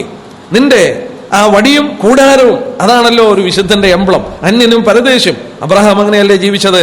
കൂടാരത്തിൽ പാർത്ത് ദൈവം ശില്പിയായി നിർമ്മിച്ച ഒരു പട്ടണത്തെ നോക്കിക്കൊണ്ട് അന്യനും പരദേശിയുമായി ഒരു മോക്ഷയാത്രക്കാരനായി ആ വിശ്വാസമുള്ള പിതാവ് ജീവിച്ചു. കനാൻ ജീവിതത്തെ കുറിച്ചൊക്കെ നമ്മൾ ഓർക്കുകയുണ്ടായി. ആ കുഞ്ഞാടിന്റെ ചോരയാൽ വീണ്ടെടുക്കപ്പെട്ടവര് അരകെട്ടി, കാലിൽ ചെരുപ്പിട്ട് കയ്യിൽ വടി പിടിച്ചുകൊണ്ട് അവരുടെ വാഗ്ദത്ത നാടിനെ നോക്കി അവർ യാത്ര ചെയ്യുവാൻ തുടങ്ങി. എന്നാൽ ലോത്തിനെ സംബന്ധിച്ച് നമ്മൾ വായിക്കുന്നു, അവൻ കൂടാരം നീക്കി ആ സോതോമിന്റെ വാതിൽക്കൽ കടന്നു ചെന്ന് അവൻ അവിടെ വലിയവനായി, അവൻ സെറ്റിൽ ചെയ്തവനായി അവനെ കാണുമ്പോൾ കൂടാരത്തിൽ പാർത്തുകൊണ്ട് ജീവിക്കുന്ന ഒരു അബ്രഹാം. എന്നാൽ ഇവിടെ വന്നപ്പോഴത്തേക്ക് വിശുദ്ധന്മാർ ലോകത്തിൽ സെറ്റിൽ ചെയ്ത് കഴിഞ്ഞു. അവരുടെ സ്വർഗീയ പൗരത്വം അവർ നഷ്ടമാക്കി. അല്ലെങ്കിൽ നഷ്ടമാക്കിയെന്നല്ല, അതിന്റെ മഹത്വം അവർ നഷ്ടമാക്കി. അതിന്റെ വില അവർക്ക് നഷ്ടപ്പെട്ടു പോയി. കർത്താവ് അവരെ ഉണർത്തിക്കുകയാണ്, നീ പാർക്കുന്നിടം സാത്താന്റെ സിംഹാസനമുള്ളതാണ്. നീ പാർക്കുന്ന ഇടം സാത്താന്റെ സിംഹാസനമുള്ളതാണ്. അവർ അൺഹോളി അലയൻസിലേക്ക് പ്രവേശിച്ചു. ഒരു അവിശുദ്ധിയെ ബന്ധത്തിലേക്ക് പ്രവേശിച്ചു. വേർപാട് അവർക്ക് നഷ്ടമാക്കി അവർ ഈ വിധത്തിൽ കടന്നുപോയെന്നുള്ളത് പ്രത്യേക ശ്രദ്ധേയമായ ഒരു കാര്യമാണ്. അവരോട് കർത്താവ് പറയുന്നു, ഞാൻ ആരാണെന്ന് കർത്താവ് പറയുന്നു. ആരാണ്? മൂർച്ചയേറിയ ഇരുവായത്തിലുള്ള വാളുള്ളവനാണ്. നിനക്ക് ആവശ്യം നിന്നെ തന്നെ വേർപെടുത്തേണ്ടതാണ്. You need a separation. എന്റെ കയ്യിലാണ് മൂർച്ചയേറിയ ഇരുവായത്തിലുള്ള വാളുള്ളത്. നോക്ക, ലോകത്തോട് ഇങ്ങനെ അൺഹോളി അലയൻസിൽ അവിശുദ്ധമായ ബന്ധത്തിൽ ഏർപ്പെട്ട് ലോകത്തിൽ സെറ്റിൽ ചെയ്തവരോട് കർത്താവ് പറയുന്നു, ഞാൻ ഇരുവായത്തിലുള്ള മൂർച്ചയേറിയ ഇരുവായത്തലയുള്ള വാളുള്ളവനാണ്. എന്താണ് ഇരുവായത്തലയുള്ള വാള്? ആത്മാവിന്റെ വാള്. നമ്മളെ എബ്രായലേഖനം 4:12 എഫേസ്യർ 6:17 വായിക്കുന്നുണ്ടല്ലോ. ഹൃദയങ്ങളെയും സന്ധിമജ്ജകളെയും ആത്മാവിന്റെ ഇലേക്ക് തുളച്ചു ചെല്ലുന്ന ജീവന്റെ വചനം, penetrating simple of penetrating character of the word of God. ദൈവവചനത്തിന്റെ ആഴത്തിലേക്ക് ഇറങ്ങിച്ചെല്ലുന്ന വചനത്തിന്റെ ക്യാരക്ടറാണ് ഇരുവായത്തലയുള്ള വാൾ. ഇരുവായത്തലയുള്ള വാൾ റോമൻ പടയാളികൾ ഉപയോഗിച്ചിരുന്ന പുരാതന ലോകത്തിന്റെ ആറ്റം ബോംബ് എന്ന് വിളിക്കപ്പെട്ട ചെറിയ വാള്, വലിയ നീളമില്ലേ, ചെറിയ വാള്, രണ്ട് വശത്തോട്ടും വാത്തലയുള്ള വാള്, അത് ദൈവത്തിന്റെ വചനമാണ്. നോക്കുക, ഇത് ശ്രദ്ധേയമായ ഒരു പദമല്ലേ? ലോകത്തോട് ദൈവമക്കൾ ഇണങ്ങിച്ചേരുമ്പോൾ അവിടെ ഏറ്റവും ആവശ്യമായിരിക്കുന്നത് യേശുക്രിസ്തുവിന്റെ വചനമാണ്. ഇരുവായ്ത്തലയുള്ള വാളാണ്. നോക്കുക, അവർക്ക് പരിഹാരം. നമ്മൾ സ്മൃണ സഭയെ കുറിച്ച് പഠിച്ചപ്പോൾ ഓർത്തു, മരിച്ചുകൊണ്ടിരിക്കുന്ന സഭയോട് കർത്താവ് പറയുകയാണ്, ഞാൻ മരിച്ചവനായിരുന്നു, ഇപ്പോൾ ജീവിക്കുന്നു, നീ ധൈര്യമായിട്ടിരിക്കുക. ലോകത്തോട് ഇണങ്ങിച്ചേർന്ന സഭയോട് കർത്താവ് പറയുന്നു, എന്റെ കയ്യിൽ മൂർച്ചയേറിയ ഇരുവായ്ത്തലയുള്ള വാളുള്ളവനാണ്. പിന്നീട് കർത്താവ് പറയുന്നുണ്ട്, നീ മാനസാന്തരപ്പെട്ടില്ലെങ്കിൽ 16-ാം വാക്യത്തിൽ, അല്ലാഞ്ഞാൽ ഞാൻ വേഗത്തിൽ വന്ന് എന്റെ വായിലെ വാളുകൊണ്ട് അവരോട് പോരാടും. നീ മാനസാന്തരപ്പെടുന്നില്ലെങ്കിൽ എന്റെ വായിലെ വാളുകൊണ്ട് ഞാൻ നിന്നോട് പോരാടും, നിന്നെ കൺവിൻസ് ചെയ്യും എന്ന് കർത്താവ് പറയുകയാണ്. നമ്മെ സംബന്ധിച്ചും ഈ ലോകത്തിൽ ഇങ്ങനെ വളരെ ദുഷ്ടതയേറിയ ഉപദേശങ്ങളിലേക്ക് സഭ കടന്നുപോയപ്പോൾ ഒരു വാക്യം നമ്മുടെ ശ്രദ്ധയിൽപ്പെടേണ്ടതാണ്. സങ്കീർത്തനങ്ങൾ 17-ന്റെ 4-ാമത്തെ വാക്യം വളരെ കുറിക്കൊള്ളേണ്ട ഒരു വാക്യമാണ്. സാംസ് 17:4. മനുഷ്യരുടെ പ്രവൃത്തികളെ കണ്ടിട്ട് ഞാൻ നിന്റെ അധരങ്ങളുടെ വചനത്താൽ നിഷ്ഠൂരന്റെ പാതകളെ സൂക്ഷിച്ചൊഴിഞ്ഞിരിക്കുന്നു. വാസ്തവത്തിൽ എത്ര അനുഗ്രഹിക്കപ്പെട്ട ഒരു വാക്യമാണ്. മനുഷ്യന്റെ പ്രവൃത്തികളെ കണ്ടിട്ട് ഞാൻ നിന്റെ അധരങ്ങളുടെ വചനത്താൽ നിഷ്ഠൂരന്റെ, ഡിസ്ട്രോയറിന്റെ പാതകളെ സൂക്ഷിച്ചൊഴിഞ്ഞിരിക്കുന്നു. നമുക്കിന്നും സൂക്ഷിച്ച് നമ്മളെ തന്നെ സൂക്ഷിപ്പാൻ, ഈ പാതകളിൽ നിന്ന് വിട്ടുതിരിയുവാൻ നമുക്ക് സാധിക്കുന്നത് അവന്റെ വായിലെ വചനങ്ങൾ കൊണ്ടാണ്. കർത്താവ് പറഞ്ഞു, മാനസാന്തരപ്പെട്ടില്ലെങ്കിൽ ഞാൻ എന്റെ വായിലെ വാളുകൊണ്ട്. 16-ാം വാക്യം നോക്കി, മാനസാന്തരപ്പെടാതിരുന്നാൽ ഞാൻ വേഗത്തിൽ വന്ന് എന്റെ വായിലെ വാളുകൊണ്ട് അവരോട് പോരാടും. കർത്താവിന്റെ വചനം ഒരിക്കൽ ന്യായം വിധിക്കും എന്നുള്ളതാണ് ആ പറയുന്നത്. നമുക്കൊന്ന് രണ്ട് വാക്യം നോക്കാം. യോഹന്നാൻ 12:48. എന്റെ വചനം കൈക്കൊള്ളാതെ എന്നെ തള്ളിക്കളയുന്നവനെ ന്യായം വിധിക്കുന്നവനുണ്ട്. ഞാൻ സംസാരിച്ച വചനം തന്നെ ഒടുക്കത്തെ നാളിൽ അവനെ ന്യായം വിധിക്കും. കർത്താവ് പറഞ്ഞ വാക്കിനോട് എത്രയത് യോജിച്ചിരിക്കുന്നു. 16-ാം വാക്യം, വെളിപ്പാട് 2:16. മാനസാന്തരപ്പെടാതിരുന്നാൽ വേഗത്തിൽ ഞാൻ വന്ന് എന്റെ വായിലെ വാളുകൊണ്ട് അവരോട് പോരാടും. അവൻ സംസാരിച്ച വചനം കൊണ്ട് അവരെ ന്യായം വിധിക്കും. പഴയ നിയമത്തിൽ നിന്ന് ഒന്ന് രണ്ട് വാക്യം നോക്കാം. യെശയ്യാവ് 11:4 വാക്യം, അവൻ ദരിദ്രന്മാർക്ക് നീതിയോടെ ന്യായം പാലിച്ചു കൊടുക്കുകയും ദേശത്തിലെ സാധുക്കൾക്ക് നേരോടെ വിധി കൽപ്പിക്കുകയും ചെയ്യും. തന്റെ വായെന്ന വടി കൊണ്ട് അവൻ ഭൂമിയെ അടിക്കും, തന്റെ അധരങ്ങളുടെ ശ്വാസം കൊണ്ട് ദുഷ്ടനെ കൊല്ലും. ആ വാക്ക് ശ്രദ്ധിക്കുക, തന്റെ വായെന്ന വടി കൊണ്ട് അവൻ ഭൂമിയെ അടിക്കും. യെശയ്യാവ് 49:2, ഐസയ്യാ 49:2. അവൻ എന്റെ വായ് മൂർച്ചയുള്ള വാൾ പോലെ ആക്കിയിരിക്കും, തന്റെ കൈയുടെ നിഴലിൽ എന്നെ ഒളിപ്പിച്ച് അവൻ എന്നെ മിനുക്കിയ അമ്പാക്കി തന്റെ പൂണിയിൽ മറച്ചു വെച്ചു. ആ വാക്യം നോക്കി, അവൻ എന്റെ വായെ മൂർച്ചയുള്ള വാൾ പോലെയാക്കി. അവന്റെ വായിൽ നിന്ന് പുറപ്പെട്ടത് ഇരുവായ്ത്തലയുള്ള വാളാണ്. കർത്താവ് പറഞ്ഞു, തന്റെ വചനം തന്നിരിക്കുകയാണ്. ഈ വചനം കർത്താവിന്റെ പക്കലുണ്ട്, അത് ഇരുവായ്ത്തലയുള്ള വാളാണ്. ഇതുകൊണ്ട് നിനക്ക് സെപ്പറേഷൻ ഉണ്ടാകണം, വേർപാടുണ്ടാകണം. നീ വേർപെടുന്നില്ലെങ്കിൽ, ലോകത്തിൽ നിന്ന് നീ വേർപെടുന്നില്ലെങ്കിൽ ഞാൻ നിന്നോട് പോരാടുമെന്ന് കർത്താവ് പറയുകയാണ്. അതിന്റെ 13-ാം വാക്യം, വെളിപ്പാട് 2:13. നീ എവിടെ പാർക്കുന്നെന്നും അത് സാത്താന്റെ സിംഹാസനമുള്ളതെന്ന് ഞാൻ അറിയുന്നു. നീ എന്റെ നാമം മുറുകെ പിടിച്ചിരിക്കുന്നു. നിങ്ങളുടെ ഇടയിൽ സാത്താൻ പാർക്കുന്നിടത്ത് തന്നെ എന്റെ സാക്ഷ്യം വിശ്വസ്തനുമായ അന്തിപ്പാസിനെ കൊന്ന കാലത്ത് പോലും നീ നിങ്ങളുടെ വിശ്വാസം നിഷേധിച്ചിട്ടില്ല. സഭ പാർക്കുന്നിടം സാത്താന്റെ സിംഹാസനമുള്ളിടമാണ്. നമ്മൾ ഓർക്കുകയുണ്ടായി, സർപ്പത്തിന് ക്ഷേത്രം പണിതിരിക്കുന്ന പെർഗമം. മാത്രമല്ല, സാത്താൻ നിന്നും ബന്ധിക്കപ്പെട്ടിട്ടില്ല, ലോകത്തിൽ ഊടാടി സഞ്ചരിക്കുകയാണ്. എഫേസ്യർ 6:12 വാക്യത്തില് വാഴ്ചകളും അധികാരങ്ങളും എന്ന് നാം വായിക്കുന്നു. ദാനിയേൽ 10 നമുക്കറിയാം, പാർസി രാജ്യത്തിന്റെ പ്രഭു ദാനിയേലിന് ദൂതുമായിട്ട് കടന്നു വന്ന ദൂതനെ ഒരു പാർസി രാജ്യത്തിന്റെ പ്രഭു 21 ദിവസം തടഞ്ഞു നിർത്തിയെന്ന് പറയുമ്പോൾ, പേർഷ്യൻ രാജാവ് ലിറ്ററലി ആശ്ചര്യമായ ഭരിച്ചുകൊണ്ടിരുന്ന ഒരു പേർഷ്യൻ രാജാവിന് ഒരു ദൂതനെ തടഞ്ഞു നിർത്തുവാനായിട്ട് സാധിക്കുകയില്ല. അവിടെ കർത്താവ് പാർസി രാജ്യത്തിന്റെ പ്രഭു എന്ന് പറഞ്ഞപ്പോൾ, ആ വചനത്തിൽ പറഞ്ഞപ്പോൾ, അതിന്റെ പുറകിൽ വ്യാപരിച്ചിരിക്കുന്ന ദുഷ്ടാത്മാവിനെയാണ് കാണിക്കുന്നത്. ദാനിയേൽ 10. നമ്മൾ ഇന്നും ആ ദുഷ്ടൻ ബന്ധിക്കപ്പെട്ടിട്ടില്ല. അവൻ ലോകത്തിൽ ഊടാടി സഞ്ചരിക്കുകയാണ്. അവൻ ഈ ലോകത്തിലെ, അവന് സിംഹാസനമുണ്ട്, അവന് വാഴ്ചകളുണ്ട്, അധികാരങ്ങളുണ്ട്. ആ വിധത്തിൽ ഭരണകൂടം അവൻ ഈ ലോകത്തിൽ നടത്തിക്കൊണ്ടിരിക്കുന്നു. സകല ലോകവും ദുഷ്ടൻ അങ്ങനെ ഭരിച്ചുകൊണ്ടിരിക്കുകയാണ്. ഈ പെർഗമം വാസ്തവത്തിൽ അവന്റെ ഒരു ക്യാപിറ്റലായിരുന്നു. അതിന് ചില പഠനങ്ങൾ പ്രത്യേക നടത്തുന്നുണ്ട്. ചില ദൈവദാസന്മാർ ചരിത്രപരമായി തന്നെ പറയുന്നുണ്ട്, മാഗിയൻ കൾട്ട് ബാബിലോണിൽ നിന്ന് ഓടിക്കപ്പെട്ടപ്പോൾ പുരാതന കാലത്തുണ്ടായിരുന്ന ഒരു പ്രത്യേക ജാതീയ മതമായിരുന്നു മാഗിയൻ കൾട്ട്. ഈ മാഗിയൻ കൾട്ട് ബാബിലോണിൽ നിന്ന് ഓടിച്ചപ്പോൾ അവർ വന്ന് പാർത്തത് പെർഗമത്തിലായിരുന്നു. പെർഗമത്തിൽ വന്ന് പാർത്ത് വളരെ സ്വൈര്യമായി വിഹരിക്കുവാൻ അവർ കണ്ടിട്ട് ഈ ജാതീയ ആചാരങ്ങൾ അവിടെ വളരെ വർദ്ധിച്ചിട്ട് അവിടെയായിരുന്നു പൊന്തിഫസ് മാക്സിമസ് ചീഫ് ബ്രിഡ്ജ് ബിൽഡർ എന്നുള്ള തലക്കെട്ടൊക്കെ പുരോഹിതന് കൊടുത്തുകൊണ്ട് ഒരു ജാതീയ മതത്തിന്റെ ഒരു കേന്ദ്രമാക്കി പെർഗമം തീർന്നപ്പോൾ കഥാവ് പറയുന്നു, നീ പാർക്കുന്നിടം സാത്താന്റെ സിംഹാസനമുള്ളതാണ്. ഇത് വായിക്കുമ്പോൾ ജാതീയ ആചാരങ്ങൾ വളരെ വർദ്ധിച്ചിരിക്കുന്ന ഇടത്തോടുള്ള ബന്ധത്തിൽ നമുക്ക് ഒരു കാര്യം ചിന്തിപ്പാനായിട്ട് സാധിക്കും. കൊരിന്ത്യർ ലേഖനത്തിൽ കർത്താവ് തിരുവചനത്തിൽ നമ്മളെ ഓർപ്പിക്കുന്നുണ്ട്. 1 കൊരിന്ത്യർ 10:20 അതുള്ള ബന്ധത്തിൽ ഈ ഭാഗം ഒന്ന് ശ്രദ്ധിച്ചു നോക്കിയാൽ നമുക്ക് വീണ്ടും ഒരു സത്യം മനസ്സിലാക്കാനായിട്ട് സാധിക്കുന്നു. 1 കൊരിന്ത്യർ 10:20 വാക്യം, ജാതികൾ ബലികഴിക്കുന്ന ദൈവത്തിനല്ല, ഭൂതങ്ങൾക്ക് ബലികഴിക്കുന്നു. ജാതികൾ ബലികഴിക്കുന്നത് ഭൂതങ്ങൾക്ക് ബലികഴിക്കുന്നു. നമ്മളൊന്ന് ആലോചിച്ച്, ജാതി ആചാരങ്ങൾ വളരെ വർദ്ധിക്കുമ്പോൾ അത് വാസ്തവത്തിൽ കൂടുതലായിട്ട് ഭൂതങ്ങളെ ആരാധിക്കുന്ന ഇടമാണ്. നമ്മൾ പാർക്കുന്ന ഈ ദേശത്തെക്കുറിച്ച് നമുക്കധികം വിശദീകരിക്കേണ്ട ആവശ്യമില്ല. അനേക ദേവതമാരെയും കാളികളെയും ഇതുപോലെയൊക്കെ ആരാധിക്കുമ്പോൾ ദൈവത്തിന്റെ വചനത്തിൽ പറയുന്നു അവർ ബലികഴിക്കുന്ന ഭൂതത്തിനാണ്. അപ്പോൾ ഈ ജാതി ആചാരത്തിന്റെ കേന്ദ്രമായിരുന്ന ഈ മാഗിയൻ കൾട്ടൊക്കെ വന്ന് വസിച്ച ഈ പെർഗമത്തില് ദൈവവചനത്തിൽ കർത്താവ് ഓർപ്പിച്ച പോലെ അത് സാത്താന്റെ സിംഹാസനമാണെന്ന് പറയുമ്പോൾ നമുക്കതിന്റെ പ്രസക്തി എത്രത്തോളമാണെന്നുള്ളത് ചിന്തിക്കാൻ കഴിയും. ഈ ലിറ്ററലി ആ സ്ഥലം സാത്താൻ സിംഹാസനം ത്രോണ് വെച്ച ഒരിടമായിട്ട് അത് തീർന്നു. ഇന്നും നമ്മുടെ നാട്ടിലൊക്കെ നമ്മൾ ശ്രദ്ധിച്ചു നോക്കിയാൽ ഈ സാത്താനെ കുറിച്ച് പഠിക്കുമ്പോൾ നമുക്ക് വളരെ കാര്യങ്ങൾ മനസ്സിലാക്കും. നമ്മുടെ രാജ്യം വളരെയധികം പൈശാചികന്റെ പിടിയിൽ കിടക്കുന്ന ഒരു സ്ഥലമാണ്. ജാതികൾ ഭൂതങ്ങൾക്ക് ബലിയർപ്പിക്കുന്നുവെന്ന് അത് ദൈവത്തിന്റെ വചനം ഓർപ്പിക്കുന്നെങ്കിൽ നമുക്ക് അതിനോടുള്ള ബന്ധത്തിൽ ഓർത്തു നോക്കുക. ഇതിന്റെ മധ്യത്തിൽ ദൈവമക്കളായി നമ്മൾ പാർക്കുമ്പോൾ നമ്മൾ എത്രയോ കരുതി ജീവിക്കേണ്ട ഒരു കൂട്ടരാണെന്നുള്ളത് നമുക്ക് മനസ്സിലാക്കാനായിട്ടും ചിന്തിപ്പാനായിട്ടും കഴിയും. എന്നാൽ ഇവിടെ ഇവരെ കുറിച്ച് ഇത് പറയുമ്പോൾ കർത്താവ് ഒരു കാര്യം എടുത്തു പറയുന്നു, നീ എന്റെ നാമം മുറുകെ പിടിച്ചിരിക്കുന്നു. ആ വാക്ക് നോക്കിയാട്ടെ, ഇങ്ങനെയുള്ളൊരു സ്ഥലത്ത് നീ എന്റെ നാമം മുറുകെ പിടിച്ചിരിക്കുന്നു. നിങ്ങളുടെ ഇടയിൽ സാത്താൻ പാർക്കുന്നിടത്ത് തന്നെ എന്റെ സാക്ഷ്യം വിശ്വസ്തനുമായ അന്തിപ്പാസിനെ കൊന്ന കാലത്ത് പോലും നീ എങ്കിലുള്ള വിശ്വാസം നിഷേധിച്ചിട്ടില്ല. ശരിയല്ലേ? കർത്താവിലുള്ള വിശ്വാസം അവർ നിഷേധിച്ചിട്ടില്ല. വിശ്വാസം എന്ന് പറയുമ്പോൾ അവിടെ മാർഗീയ കാര്യങ്ങളിലുള്ള വിശ്വാസം എന്ന് ചിന്തിക്കുന്ന ദൈവദാസന്മാരെ കുറിച്ച് ഞാൻ വായിക്കുകയുണ്ടായി. ക്രിസ്തീയ മാർഗത്തിലുള്ള മാർഗീയ വിശ്വാസമെന്നും അല്ല, യേശുക്രിസ്തുവിനെ അവർ തള്ളിപ്പറയുകയോ ഒന്നും ചെയ്യുന്നില്ല. ഇന്ന് നമ്മളൊന്ന് ആലോചിച്ച് നോക്കിയേ, കാത്തലിക് ചർച്ചും മറ്റും കർത്താവിനെ തള്ളിപ്പറയുന്നുണ്ടോ? ഇല്ലേ. എന്റെ നാമം നീ മുറുകെ പിടിച്ചിരിക്കുന്നു. എടുത്തു പറഞ്ഞു അന്തിപ്പാസിനെ കൊന്ന കാലത്ത് പോലും. അന്തിപ്പാസ് എന്നുള്ള വാക്ക് തന്നെ ഒരു പഠന വിഷയമാണ്. ആന്റി പാസ്, ആന്റി ക്രൈസ്റ്റ് എന്ന് പറയുന്ന പോലെ തന്നെ ആന്റി പാസ്. ആന്റി എന്ന വാക്കിന് എതിരെന്നും പാസ് എന്ന് പറഞ്ഞാൽ എല്ലാം എന്നുമാണ്.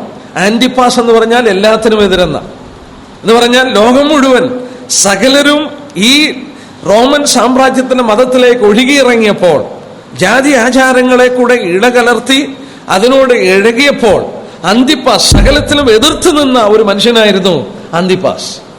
അന്തിപ്പാസിനെ എന്ത് ചെയ്തതെന്നറിയാമോ? ചരിത്രം പറയുന്നത് ബ്രാസ് ബുള്ളിനകത്ത്, അതായത് ബ്രാസ് കൊണ്ട്, ചെമ്പ് കൊണ്ടൊരു കാള ഉണ്ടാക്കി ആ ബ്രാസ് ബുള്ളിനെ തുറന്ന് അന്തിപ്പാസിനെ അതിനകത്തിട്ട് ബ്രാസ് ബുള്ള് പൂട്ടിയിട്ട് അന്തിപ്പാസിനെ ഈ ബ്രാസ് ബുള്ളിനെ തീക്കകത്തിട്ട് കുറേശ്ശെ ചൂടാക്കി അന്തിപ്പാസിനെ അതിനകത്തിട്ട് വെന്ത് കൊന്നു. കർത്താവ് എടുത്ത് പറയുകയാണ്, അന്തിപ്പാസ് മൈ ഫെയ്ത്ത്ഫുൾ മാർട്ടിയർ.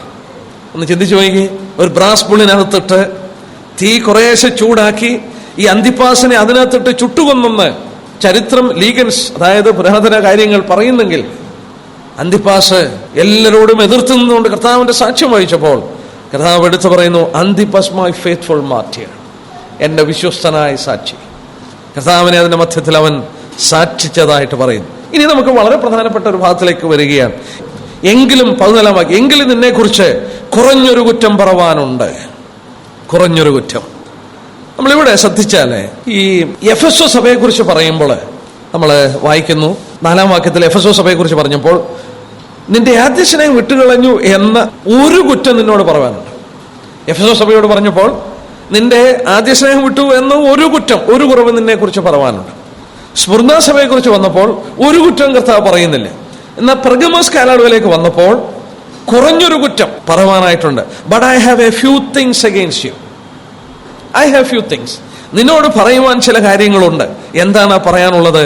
14-15 വാക്യം നമ്മളെ മനസ്സിലാക്കി തരുന്നു. എന്തൊരു ആശയപുഷ്ടമായ കാര്യങ്ങളാണെന്ന് നോക്കുക. അവിടെ വായിക്കുന്നു, ഇസ്രായേൽ മക്കൾ വിഗ്രഹാർപ്പിതം തിന്നേണ്ടതിനും ദുർനടപ്പ് ആചരിക്കേണ്ടതിനും അവരുടെ മുമ്പിൽ ഇടർച്ച വെപ്പാൻ ബാലാക്കിന് ഉപദേശിച്ചു കൊടുത്ത ബിലെയാമിന്റെ ഉപദേശം പിടിച്ചിരിക്കുന്നവർ അവിടെ നിനക്കുണ്ട്. അവണ്ണം നിക്കലോവ്യരുടെ ഉപദേശം കൈക്കൊള്ളുന്നവർ നിനക്കുണ്ട്. ആകയാൽ മാനസാന്തരപ്പെടുക. I have a few things against you. നോക്ക, ഇവിടെ ബിലെയാമിന്റെ ഉപദേശവും നിക്കലോവ്യരുടെ ഉപദേശവും, 2 ഉപദേശങ്ങൾ ദൈവസഭയ്ക്കകത്ത് കൊണ്ടുവന്ന് ദൈവജനത്തിന് മുന്നോട്ടുള്ള വിശ്വാസ നടപ്പിന് ഇടർച്ച വരുത്തുന്നു. ഇടർച്ച വെപ്പാൻ ഉപദേശിച്ചു കൊടുത്തു. നമുക്ക് ഈ സംഭവം അറിയാം.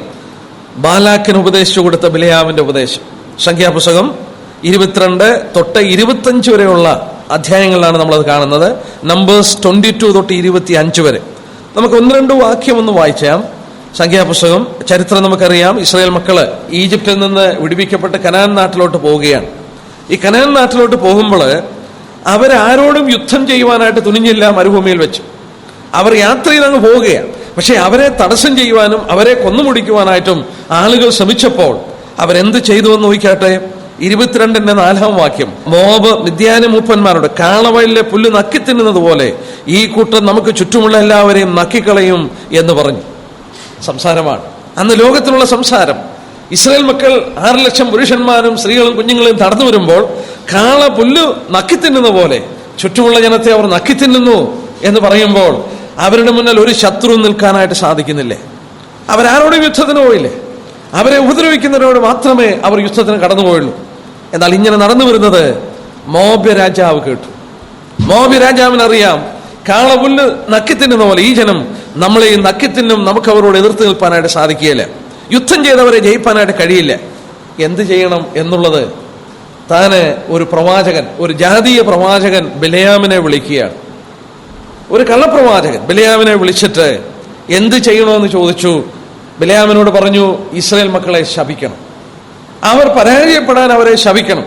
പക്ഷെ ബിലെയാം പറഞ്ഞു, ഞാൻ ഗിരിമുകളിൽ കയറി നിന്ന് നോക്കുമ്പോൾ എന്റെ വായിൽ കിട്ടുന്ന സുഭാഷണം ഞാൻ പറയാം, ദൈവം എന്റെ വായിൽ എന്താ തരുന്നതെന്ന് വെച്ചാൽ അത് പറയാമെന്ന് പറഞ്ഞു. പല സ്ഥലത്തും താൻ പോയി നിന്ന് നോക്കുമ്പോൾ പറയുന്ന പദമാണ് 23-ാം അധ്യായത്തെ നമ്മൾ വായിക്കുന്നത്. 23-ാം അധ്യായത്തിന്റെ 9-ാം വാക്യമൊക്കെ നോക്കിയാൽ, ശിലാഗിരികളിൽ നിന്ന് ഞാൻ അവനെ കാണുന്നു. ശിലാഗിരി എന്ന് പറഞ്ഞാൽ മൗണ്ടൻ ടോപ്പിൽ നിന്ന് ഞാൻ അവനെ കാണുന്നു, ഗിരികളിൽ നിന്ന് ഞാൻ അവനെ ദർശിക്കുന്നു. ഇതാ തനിച്ചു പാർക്കുന്ന ഒരു ജനം, ജാതികളുടെ കൂട്ടത്തിൽ എണ്ണപ്പെടുന്നതുമില്ല. ആ വാക്ക് പ്രത്യേകം ശ്രദ്ധിക്കുക. പർവ്വതത്തിന്റെ മുകളിൽ നിന്ന് ബിലെയാം ഈ ജനത്തെ താഴെ പാളയം അടിച്ചു കിടക്കുന്ന ജനത്തെ നോക്കിയപ്പോൾ ഇതാ തനിച്ചു പാർക്കുന്ന ഒരു ജനം, ജാതികളുടെ കൂട്ടത്തിൽ എണ്ണപ്പെടുന്നില്ലേ? അവർ ലോകത്തിലുള്ള ജാതികളോട് ഇടപഴകാതെ അവർ വേർപെട്ട് നിൽക്കുന്ന ഒരു ചിത്രം അവിടെ കാണുകയാണ്. വേർപെട്ട് തനിച്ചു പാർക്കുന്നു. ഇവരെ ശപിക്കുവാനായിട്ട് ശിലാഗിരികളുടെ പല മുഖത്തിൽ നിന്ന് ബിലെയാം പോയി നോക്കിയിട്ടും സാധിക്കുന്നില്ലേ? പക്ഷെങ്കിൽ ബിലെയാമിന് ഇഷ്ടം പോലെ പണം ബാലാക്ക് അങ്ങോട്ട് കൊടുത്തു, മോബി രാജാവായ ബാലാക്ക്. അപ്പോൾ 25-ാം അധ്യായത്തിന്റെ ആദ്യത്തെ 9 വാക്യങ്ങൾ വായിച്ചാൽ നമുക്കറിയാം, നമുക്ക് അവിടെ സംഭവിച്ചെന്താണെന്നറിയാം. ബാലാക്കിനൊരു ഉപദേശം ബിലെയാം കൊടുത്തു. എന്താണ് ആ ഉപദേശം? ആ ഉപദേശം, അവര് തനിച്ചു പാർക്കുന്ന ജനമാണ്, അവരുടെ ഈ നൈർമല്യത നഷ്ടപ്പെടുത്തണം. അതിനെന്ത് ചെയ്യണം? മോബിയ സ്ത്രീകളെ അവരുടെ മധ്യത്തിലേക്ക് ഇറക്കി വിടണം. ഈ സ്ത്രീകൾ അവിടെ പുരുഷന്മാരോട് ബന്ധപ്പെടുവാനും അവരുടെ ഉത്സവങ്ങളിൽ അവരെ വിളിച്ചുകൊണ്ടുവരുവാനായിട്ടും സ്ത്രീകളെ അയക്കണമെന്ന് പറഞ്ഞു. മോബിയ സ്ത്രീകൾ ഈ പണം കിട്ടി, ഈ ബിലെയാമിന് പണം കിട്ടിയപ്പോൾ ഈ ഉപദേശം കൊടുത്തു. ജനങ്ങളുടെ മധ്യത്തിലേക്ക് ഇറങ്ങിച്ചെന്നു. ഈ മോബിയ സ്ത്രീകൾ ഇറങ്ങിച്ചെന്നു, അവരെ വശീകരിച്ചു, അവരുമായിട്ട് ബന്ധപ്പെട്ടു, വിഗ്രഹങ്ങളെ നമസ്കരിക്കുവാൻ അവരെ കൂട്ടിക്കൊണ്ടുവന്നു. ദൈവത്തിന്റെ കോപം ഈ ജനത്തിന്റെ നേരെ തുനിഞ്ഞിട്ട് എത്രയോ ആയിരങ്ങൾ പട്ടുപോകുവാൻ ദൈവകോപത്താൽ ഇടയായി തീർന്നു. തനിച്ചു പാർത്തപ്പോൾ അവരെ ഒന്നും ചെയ്യുവാൻ കഴിഞ്ഞില്ല. അവരുടെ നൈർമല്യത നഷ്ടപ്പെട്ടപ്പോൾ, പ്യൂരിറ്റി, ഹോളിനെസ് നഷ്ടപ്പെട്ടപ്പോൾ ദൈവകോപം ഒന്ന് അവർ ശിക്ഷിക്കപ്പെടുവാനായിട്ട് ഇടയായി തീർന്നു. യേശുക്രിസ്തു സഭയെ നോക്കി പറയുന്ന കാര്യം നോക്കി. സഭയെ നോക്കി കർത്താവ് പറയുകയാണ്, റോമൻ ചക്രവർത്തിമാർ നിങ്ങളെ കൊന്നൊടുക്കുവാൻ നോക്കി, ഒന്നും സാധിച്ചില്ലേ? നിങ്ങളെ ഒരു വിധത്തിൽ ആർക്കും ഒന്നും ചെയ്യുവാൻ കഴിഞ്ഞില്ല. തനിച്ചു പാർത്തപ്പോൾ നിങ്ങൾ എത്രയോ ശക്തന്മാരായിരുന്നു. എന്നാൽ ഇവിടെ വായിക്കുന്നു, ഇസ്രായേൽ മക്കൾ വിഗ്രഹാർപ്പിതം തിന്നേണ്ടതിനും ദുർമനത്ത് ആചരിക്കേണ്ടതിനും അവരുടെ മുമ്പിൽ ഇടർച്ച വെപ്പാൻ ബാലാക്കിന് ഉപദേശിച്ചു കൊടുത്ത ബിലെയാം. പഴയ കാലത്തിൽ ഇസ്രായേൽ മക്കൾക്ക് സംഭവിച്ച പോലെ അവരുടെ മുന്നോട്ടുള്ള നടപ്പിന്റെ പാതയെ തകർത്ത് കളയുവാൻ ബിലെയാം തന്ത്രങ്ങൾ പിണഞ്ഞു കൊടുത്തതുപോലെ സാത്താൻ ദൈവജനത്തിന് മുന്നോട്ടുള്ള യാത്രയെ തടസ്സപ്പെടുത്തുവാൻ ലോകത്തോട് അവരെ വിവാഹം കഴിപ്പിച്ചു. കുസ്തുനിയോസ് ചക്രവർത്തിയെ ക്രിസ്ത്യാനിയാക്കി. റോമൻ സാമ്രാജ്യത്തിന്റെ മതം ക്രിസ്തുമതമായിട്ട് തീർത്തു. എന്തൊരു ഉപദേശമാണെന്ന് നോക്കിയേ. എന്തിനാണ് ഈ ബിലയാം ഇങ്ങനെ ചെയ്തത്? ബിലയാം ആദ്യം പറഞ്ഞു, എന്റെ വായിൽ ദൈവം തരുന്ന വചനങ്ങളെ ഞാൻ പറയുകയുള്ളൂ. താൻ പർവ്വതത്തിലൊക്കെ കയറി നോക്കിയപ്പോഴും ഇസ്രായേലിനെ കുറിച്ച് സുഭാഷിതങ്ങളാണ് ചൊല്ലിയത്. പിന്നെന്തിനാണ് ബിലയാം ഈ തന്ത്രം പറഞ്ഞു കൊടുത്തത്?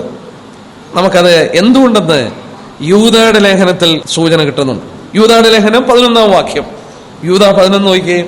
അവർക്കയ്യോ കഷ്ടം, അവർ കായീന്റെ വഴി നടക്കുകയും കൂലി കൊതിച്ച് ബിലയാമിന്റെ വഞ്ചനയിൽ തങ്ങളെ തന്നെ ഏൽപ്പിക്കുകയും. ആ വാക്ക് ശ്രദ്ധിച്ചേ. കൂലി കൊതിച്ച് ബിലയാമിന്റെ വഞ്ചനയിൽ തങ്ങളെ തന്നെ ഏൽപ്പിച്ചു. പണത്തിനു വേണ്ടി ബിലയാം തന്നെത്താൻ ഏൽപ്പിച്ചു കൊടുത്തു. ബാലാക്കിന്റെ കയ്യിൽ നിന്ന് ഒരുപാട് പൊന്നും വെള്ളിയും കിട്ടിയപ്പോൾ അവനെ പ്രീതിപ്പെടുത്തുവാൻ പറഞ്ഞുകൊടുത്ത കാര്യം. ക്രിസ്തീയ സഭയ്ക്ക് വന്ന പരാജയം ഇതുപോലെയുള്ള പരാജയമാണ്. എന്നാൽ ഇവിടെ കർത്താവ് എടുത്ത് പറഞ്ഞു, ദുർനടപ്പാചരിപ്പാനും വിഗ്രഹാർപ്പിതം തിന്നെയാണ്. അത് നമ്മൾ നേരത്തെ പഠിച്ചിട്ടുണ്ട്. ഞാൻ ആ ഭാഗത്തിലേക്ക് അധികം വിശദീകരിക്കുന്നില്ലേ. ദുർനടപ്പും വിഗ്രഹാരാധനയും ഒക്കെ ക്രിസ്തീയ സഭയിലേക്ക് അത് കടന്നു വരാനായിട്ട് തുടങ്ങി. വിശുദ്ധന്മാർ എന്നുള്ള പേര് നഷ്ടപ്പെട്ടു. തനിച്ചു പാർക്കുന്ന ജനം. സഭയെന്ന് പറഞ്ഞാൽ വിളിച്ചു വേർതിരിച്ചവരുടെ കൂട്ടമാണ്. ആ വിശുദ്ധന്മാരുടെ നൈർമല്യത നഷ്ടപ്പെട്ടു. 2 പത്രോസ് 2:15 നമുക്കൊന്ന് വായിക്കാം. 2 പത്രോസ് 2:15. യൂദായുടെ ലേഖനം നമ്മൾ വായിച്ചു. 2 Peter chapter 2 verse 15. ഇതോട് ചേർത്തൊന്ന് വായിക്കാം. അവർ നേർവഴി വിട്ട് തെറ്റി ബയോരിന്റെ മകനായ ബിലയാമിന്റെ വഴിയിൽ നടന്നു. വിശുദ്ധന്മാരുടെ കൂട്ടം നേർവഴി വിട്ട് തെറ്റിയിട്ട് ബയോരിന്റെ മകനായ ബിലയാമിന്റെ വഴിയിൽ നടക്കുവാൻ തുടങ്ങി. ഇന്നും ക്രിസ്തീയ സമൂഹത്തെ നോക്കുക. വിളിച്ചു വേർതിരിച്ച് തനിച്ചു പാർക്കുവാൻ കർത്താവിനോട് മാത്രം ബന്ധപ്പെട്ട് വിശ്വസ്തത പാലിച്ചു നിൽക്കേണ്ട ജനം ലോകത്തോട് വിവാഹം കഴിച്ചു. അതിന്റെ ഫലമായി അവൾക്ക് വളരെ ഉയർച്ചയുണ്ടായി. എന്തായിരുന്നു എന്നുള്ളത് കർത്താവ് ഇവിടെ പറഞ്ഞു തരികയാണ്. ഇസ്രായേൽ ജനത്തിന് മുന്നിൽ ഇടർച്ച വെച്ചുകൊടുത്തതുപോലെ തന്നെ ക്രിസ്തീയ സമൂഹത്തിന് ഇടർച്ച വെച്ചുകൊടുത്ത ഉപദേശം കൊണ്ടുവരുവാനായിട്ട് സാത്താനിടയായി. രണ്ടാമത് കർത്താവ് എടുത്ത് പറഞ്ഞു 15-ാം വാക്യത്തിൽ, നമ്മൾ നേരത്തെ പഠിച്ചതാണ്, അവണ്ണം നിക്കുള്ളവരുടെ ഉപദേശം കൈക്കൊള്ളുന്നവർ നിനക്കുണ്ട്. 2-ാം അധ്യായത്തിന്റെ 6-ാം വാക്യം നോക്കി. എഫെസോ സഭയോട് പറയുമ്പോൾ, എങ്കിലും നിക്കുള്ളവരുടെ നടപ്പ് നീ പകയ്ക്കുന്നൊരു നന്മ നിനക്കുണ്ട്. നിക്കുള്ളവരെ കർത്താവ് പകച്ചില്ല. നിക്കുള്ളവരെ പകച്ചു എന്ന് പറഞ്ഞില്ല. നിക്കുള്ളവരുടെ നടപ്പ്, നിക്കുള്ളവരുടെ നടപ്പിനെ കർത്താവ് പകച്ചു. അത് നിങ്ങളും പകയ്ക്കുന്നു. കർത്താവ് എന്താ പറഞ്ഞത്? നമ്മൾ അത് പഠിച്ചപ്പോൾ ഓർക്കയുണ്ടായി.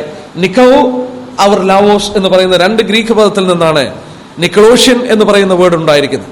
നിക്കാവ് ടു കോൺകർ, ലാവോസ് ദ പീപ്പിൾ, ജനത്തെ പിടിച്ചടക്കുക. സാമാന്യ ജനം, സഹോദരന്മാരായി വസിച്ച ദൈവജനം, അവരുടെ മേൽ ഒരു കൂട്ടം ആളുകൾ ഉയർത്ത് അവരെ പിടിച്ചെടുക്കുവാൻ എന്ന് പറഞ്ഞാൽ അധികാരത്തിലേക്ക് ഉയരുവാൻ തുടങ്ങിയപ്പോൾ എഫെസോ സഭ അതിനെ പകച്ചു. ആ സിസ്റ്റത്തെ പകച്ചു. അത് ഞാനും പകയ്ക്കുന്നു എന്ന് കർത്താവ് പറഞ്ഞു. എന്നാൽ കാലം അല്പം കൂടെ കഴിഞ്ഞു. പെർഗമോസ് കാലം വന്നപ്പോൾ 15-ാം വാക്യത്തിൽ വായിക്കുന്നു, അത് ഉപദേശമായിട്ട് മാറി. ഈ ഉപദേശമാണ് നമ്മൾ അന്ന് പഠിച്ച പോലെ പട്ടത്വം, പൗരോഹിത്യം സഭയിൽ കടന്നു വരുവാനായിട്ട് ഇടയായ ഉപദേശം. ആദിമ നൂറ്റാണ്ടിൽ തന്നെ സഭയിൽ അത് കടന്നു വരുവാനായിട്ട് ശ്രമിച്ചപ്പോൾ യേശുക്രിസ്തു അതിനെ പകച്ചതുപോലെ ആ ജനവും പകച്ചുവെങ്കിൽ ഈ കുസ്തുനിയോസ് ചക്രവർത്തി ക്രിസ്ത്യാനിയായി മാറിയ ആ കാലഘട്ടത്തിൽ ഇത് സഭയൊരു ഉപദേശമായി കൈക്കൊണ്ടു. ഇന്ന് ക്രിസ്ത്യ സഭയിൽ പൗരോഹിത്യത്തിന്റെ ഉപദേശം, പട്ടത്വം നിലനിൽക്കുമ്പോൾ നമ്മൾ ഈ ലേഖനം കർത്താവ് പറഞ്ഞത് മറക്കാതെ ഓർക്കേണ്ടത് ആവശ്യമാണ്. തുടർന്ന് നമുക്ക് ചിന്തിക്കാം. കർത്താവ് പറഞ്ഞു, ഞാൻ വേഗത്തിൽ വരുന്നു, മാനസാന്തരപ്പെടുക എന്ന് പറഞ്ഞു. എന്നാൽ ജയിക്കുന്നതിനുള്ള ബന്ധത്തിൽ കർത്താവ് പറഞ്ഞത് 2 കാര്യങ്ങൾ പറഞ്ഞു. ജയിക്കുന്നതിന് ഞാൻ മറിഞ്ഞിരിക്കുന്ന മന്ന കൊടുക്കും. ഞാൻ അവന് വെള്ളക്കല്ലും ലഭിക്കുന്നതല്ലാതെ ആരും അറിയാത്തതുമായ ആ കല്ലിന്മേൽ എഴുതിയിരിക്കുന്നതുമായ ഒരു പുതിയ പേരും കൊടുക്കും. 2 പ്രതിഫലം പറഞ്ഞു. ഈ കാര്യങ്ങളിൽ നിന്ന് നീ മോചിതയായി നീ ജയിക്കുന്നതിനായി മാറുന്നെങ്കിൽ കർത്താവ് ആദ്യം പറഞ്ഞു, ഞാൻ മറിഞ്ഞിരിക്കുന്ന മന്ന കൊടുക്കും. കഴിഞ്ഞ ഞായറാഴ്ച നമ്മൾ ആരാധനയുള്ള ബന്ധത്തിലൊക്കെ അത് ഓർക്കുകയുണ്ടായി. മറിഞ്ഞിരിക്കുന്ന മന്ന, മറിഞ്ഞിരിക്കുന്ന മന്ന, ഹിഡൻ മന്ന. എന്തുകൊണ്ടാണ് മന്ന മറിഞ്ഞിരിക്കുന്നു എന്ന് പറഞ്ഞത്? നമ്മൾ ആശ്ചര്യമായി പഠിച്ചു നോക്കിയാൽ 40 വർഷം മരുഭൂമി കൂടെ നടന്നപ്പോൾ അവർക്ക് മന്ന കൊടുത്തു. എന്നാൽ പിന്നീടുള്ള തലമുറയ്ക്ക് മന്ന ഒരിക്കലും കാണാൻ കഴിയില്ല. അതുകൊണ്ട് ദൈവം പറഞ്ഞു, ഒരു സ്വർണ്ണ പാത്രത്തിൽ കുറച്ച് മന്ന എടുത്തിട്ട് പെട്ടകത്തിന്റെ അകത്ത് ഒളിപ്പിച്ചു വെക്കാൻ പറഞ്ഞു, അടച്ചു വെക്കാൻ പറഞ്ഞു, മൂടി വെക്കാൻ പറഞ്ഞു. ആ പെട്ടകത്തിന്റെ അകത്തിരിക്കുന്ന മന്ന ഹിഡൻ മന്നയാണ്, അത് മറിഞ്ഞിരിക്കുന്ന മന്നയാണ്. അത് സാമാന്യ ജനത്തിന് കാണുവാൻ കഴിയാത്ത മന്നയാണ്. എന്നാൽ ഈ മന്ന നമ്മൾ നേരത്തെ പഠിച്ചു, നമ്മൾ നേരത്തെയുള്ള ബൈബിൾ ക്ലാസ്സുകളിൽ പഠിച്ചു, കർത്താവായ യേശു ക്രിസ്തുവിന്റെ ചിത്രമാണ് മറഞ്ഞിരിക്കുന്ന മന്ന.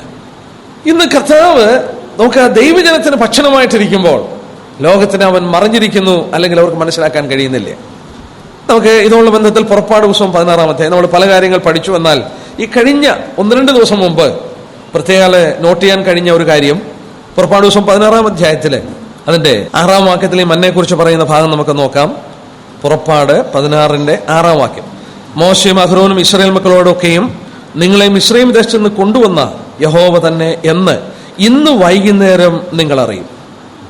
പ്രഭാതകാലത്ത് നിങ്ങൾ യഹോവയുടെ തേജസ് കാണും. ആ വാക്കൊന്ന് ശ്രദ്ധിച്ചേ. വൈകുന്നേരത്തെ നിങ്ങൾ ഇത് അറിയും, പ്രഭാതത്തിൽ നിങ്ങൾ അവന്റെ തേജസ് കാണും. പിന്നെന്താ സംഭവിച്ചത്? 8 വാക്യം, യഹോവ നിങ്ങൾക്ക് തിന്നുവാൻ വൈകുന്നേരത്ത് മാംസവും പ്രഭാതകാലത്ത് തൃപ്തിയാകും വണ്ണം അപ്പവും തരുമ്പോൾ നിങ്ങൾ അറിയും. ദൈവത്തിന് ഇത് രണ്ടും ഒന്നിച്ചു കൊടുത്താൽ പോരായിരുന്നോ? വൈകുന്നേരത്ത് കാടപ്പക്ഷിയും മറ്റും കൊടുത്ത് മാംസം കൊടുത്തപ്പോൾ പ്രഭാതത്തിൽ കൊടുത്തത് മന്നയാണ്. അവിടെ എടുത്തു പറഞ്ഞു, വൈകുന്നേരത്ത് നിങ്ങൾക്ക് അറിയും, പ്രഭാതത്തിൽ നിങ്ങൾ യഹോവയുടെ തേജസ് കാണും. വൈകിട്ട് അവർക്ക് ഭക്ഷിക്കാൻ കൊടുത്തത് കാടപ്പക്ഷിയാണ്, രാവിലെ അവർക്ക് കൊടുത്തത് മന്നയാണ്. എന്നാൽ മന്ന അവർക്ക് കൊടുത്തു. നമ്മൾ 13 വാക്യത്തിൽ വൈകുന്നേരം കാടകൾ വന്ന് പാളയത്തിൽ മൂടി, പ്രഭാതകാലത്ത് പാളയത്തിന് ചുറ്റും മഞ്ഞ് വീണ് കിടന്നു. മഞ്ഞിൽ പ്രത്യക്ഷപ്പെട്ട ഈ മന്നയെ കുറിച്ച് 7 വാക്യത്തിൽ പറയുന്നത് എന്താണ്? യഹോവയുടെ തേജസ്സാണ്. നിങ്ങൾ യഹോവയുടെ തേജസ് കാണും. ഇസ്രായേൽ മക്കൾ രാവിലെ ഉണർന്നപ്പോൾ അവരുടെ ചുറ്റും ഈ മന്ന സ്വർഗത്തിൽ നിന്ന് വീണ് കിടന്നപ്പോൾ ദൈവം അവരോട് പറഞ്ഞു, നിങ്ങൾ യഹോവയുടെ തേജസ് കാണും. മനുഷ്യനായി അവതരിച്ച ദൈവപുത്രൻ, മനുഷ്യന്റെ അപ്പമായി, ജീവന്റെ അപ്പമായി ഭൂമിയിൽ അവതരിച്ച ദൈവപുത്രനെയാണ് ഈ മന്ന കാണിക്കുന്നതെന്ന് ഓർക്കുമ്പോൾ ദൈവത്തിന്റെ തേജസ് ലോകത്തിന് മനസ്സിലാക്കുവാൻ കഴിയുന്നത്, മനുഷ്യർക്ക് മനസ്സിലാക്കുവാൻ കഴിയുന്നത് ദൈവപുത്രനിലൂടെയാണ്. ഇത് മറഞ്ഞിരിക്കുന്ന മന്നയാണ്. നമുക്ക് വീണ്ടും ശ്രദ്ധിച്ചു നോക്കിയാൽ യേശുക്രിസ്തു പുനരുദ്ധാനം പ്രാപിച്ച ശേഷം തന്റെ ശിഷ്യന്മാരല്ലാതെ ലോകം അവനെ കണ്ടിട്ടില്ല. പുനരുദ്ധാനം പ്രാപിച്ച ക്രിസ്തുവിനെ തന്റെ ശിഷ്യന്മാർ മാത്രമേ കണ്ടിട്ടുള്ളൂ. ലോകത്തിലുള്ള ഒരൊറ്റ മനുഷ്യരെ കണ്ടിട്ടില്ല. അവൻ ഹിഡനായിരുന്നു. അവന്റെ ആ തേജസ്കരിക്കപ്പെട്ട ശരീരം, മഹത്വീകരിക്കപ്പെട്ട യേശു ക്രിസ്തു ലോകത്തിന് മറഞ്ഞിരുന്നപ്പോൾ വാസ്തവത്തിൽ തന്റെ ശിഷ്യന്മാർക്ക് അവൻ പലപ്പോഴും പ്രത്യക്ഷപ്പെട്ടു. ഇസ്രായേൽ മക്കളോട് പറഞ്ഞു, പ്രഭാതത്തിൽ യഹോവയുടെ തേജസ് നിങ്ങൾ കാണുമെന്ന് പറഞ്ഞപ്പോൾ ആ മന്ന നിങ്ങൾ കാണുമെന്നുള്ളതാണ് അവിടെ പറഞ്ഞിരിക്കുന്നത്. നമുക്ക് മറഞ്ഞിരിക്കുന്ന മന്ന നമ്മെ സംബന്ധിച്ച് നമ്മൾ ഓർത്ത് നോക്കി. ദൈവത്തിന്റെ കൊലോസ്യലേഖനം 2:3 നമ്മൾ ഇങ്ങനെ വായിക്കുന്നു, അവനിൽ ക്രിസ്തുവിൽ ജ്ഞാനത്തിന്റെയും പരിജ്ഞാനത്തിന്റെയും നിക്ഷേപങ്ങളൊക്കെയും ഗുപ്തമായിരിക്കുന്നു. ഇംഗ്ലീഷിൽ വായിച്ചാൽ in whom are hidden all the treasures of wisdom and knowledge of God. ദൈവത്തിന്റെ സകല ജ്ഞാനവും വിസ്ഡവും അതിന്റെ നിധിയിരിക്കുന്നത് ഹിഡൻ ഇൻ ഹിം, അവനിൽ മറിഞ്ഞിരിക്കുകയാണ്. ദൈവത്തിന്റെ മഹത്വം, ദൈവത്തിന്റെ ജ്ഞാനം, ദൈവത്തിന്റെ എല്ലാ തേജസ്സും യേശു ക്രിസ്തുവിൽ മറിഞ്ഞിരിക്കുന്നു. ഇത് ലോകത്തിന് ഒരിക്കലും മനസ്സിലാക്കാൻ സാധിക്കുകയില്ല. ഹിഡനാണ്. ഞാൻ ഇങ്ങനെ പറയാറുണ്ട് സമാഗമന കൂടാരത്തെ കുറിച്ച്. ഒരു സാധാരണ ഒരു ജനം ഒരാൾ നടന്നുപോയാൽ സമാഗമന കൂടാരം ഒരുപാട് കൂടാരങ്ങൾ അടിച്ചു കിടക്കുന്ന ഒരു പാളയം, ഒരു ക്യാമ്പ്. ഈ ക്യാമ്പിന്റെ നടുക്ക് അല്പം കൂടെ വലിയ ഒരു കൂടാരം ഉള്ളൂ, സമാഗമന കൂടാരം. ആ സമാഗമന കൂടാരത്തിന്റെ ഏറ്റവും പുറത്തെ മൂടിവിരി എന്ന് പറയുന്നത് തഹശുതോലാണ്. ദൈവം പ്രത്യേകം പറഞ്ഞു, ഏറ്റവും പുറത്ത് തഹശുതോൽ കൊണ്ട് അത് മൂടണം.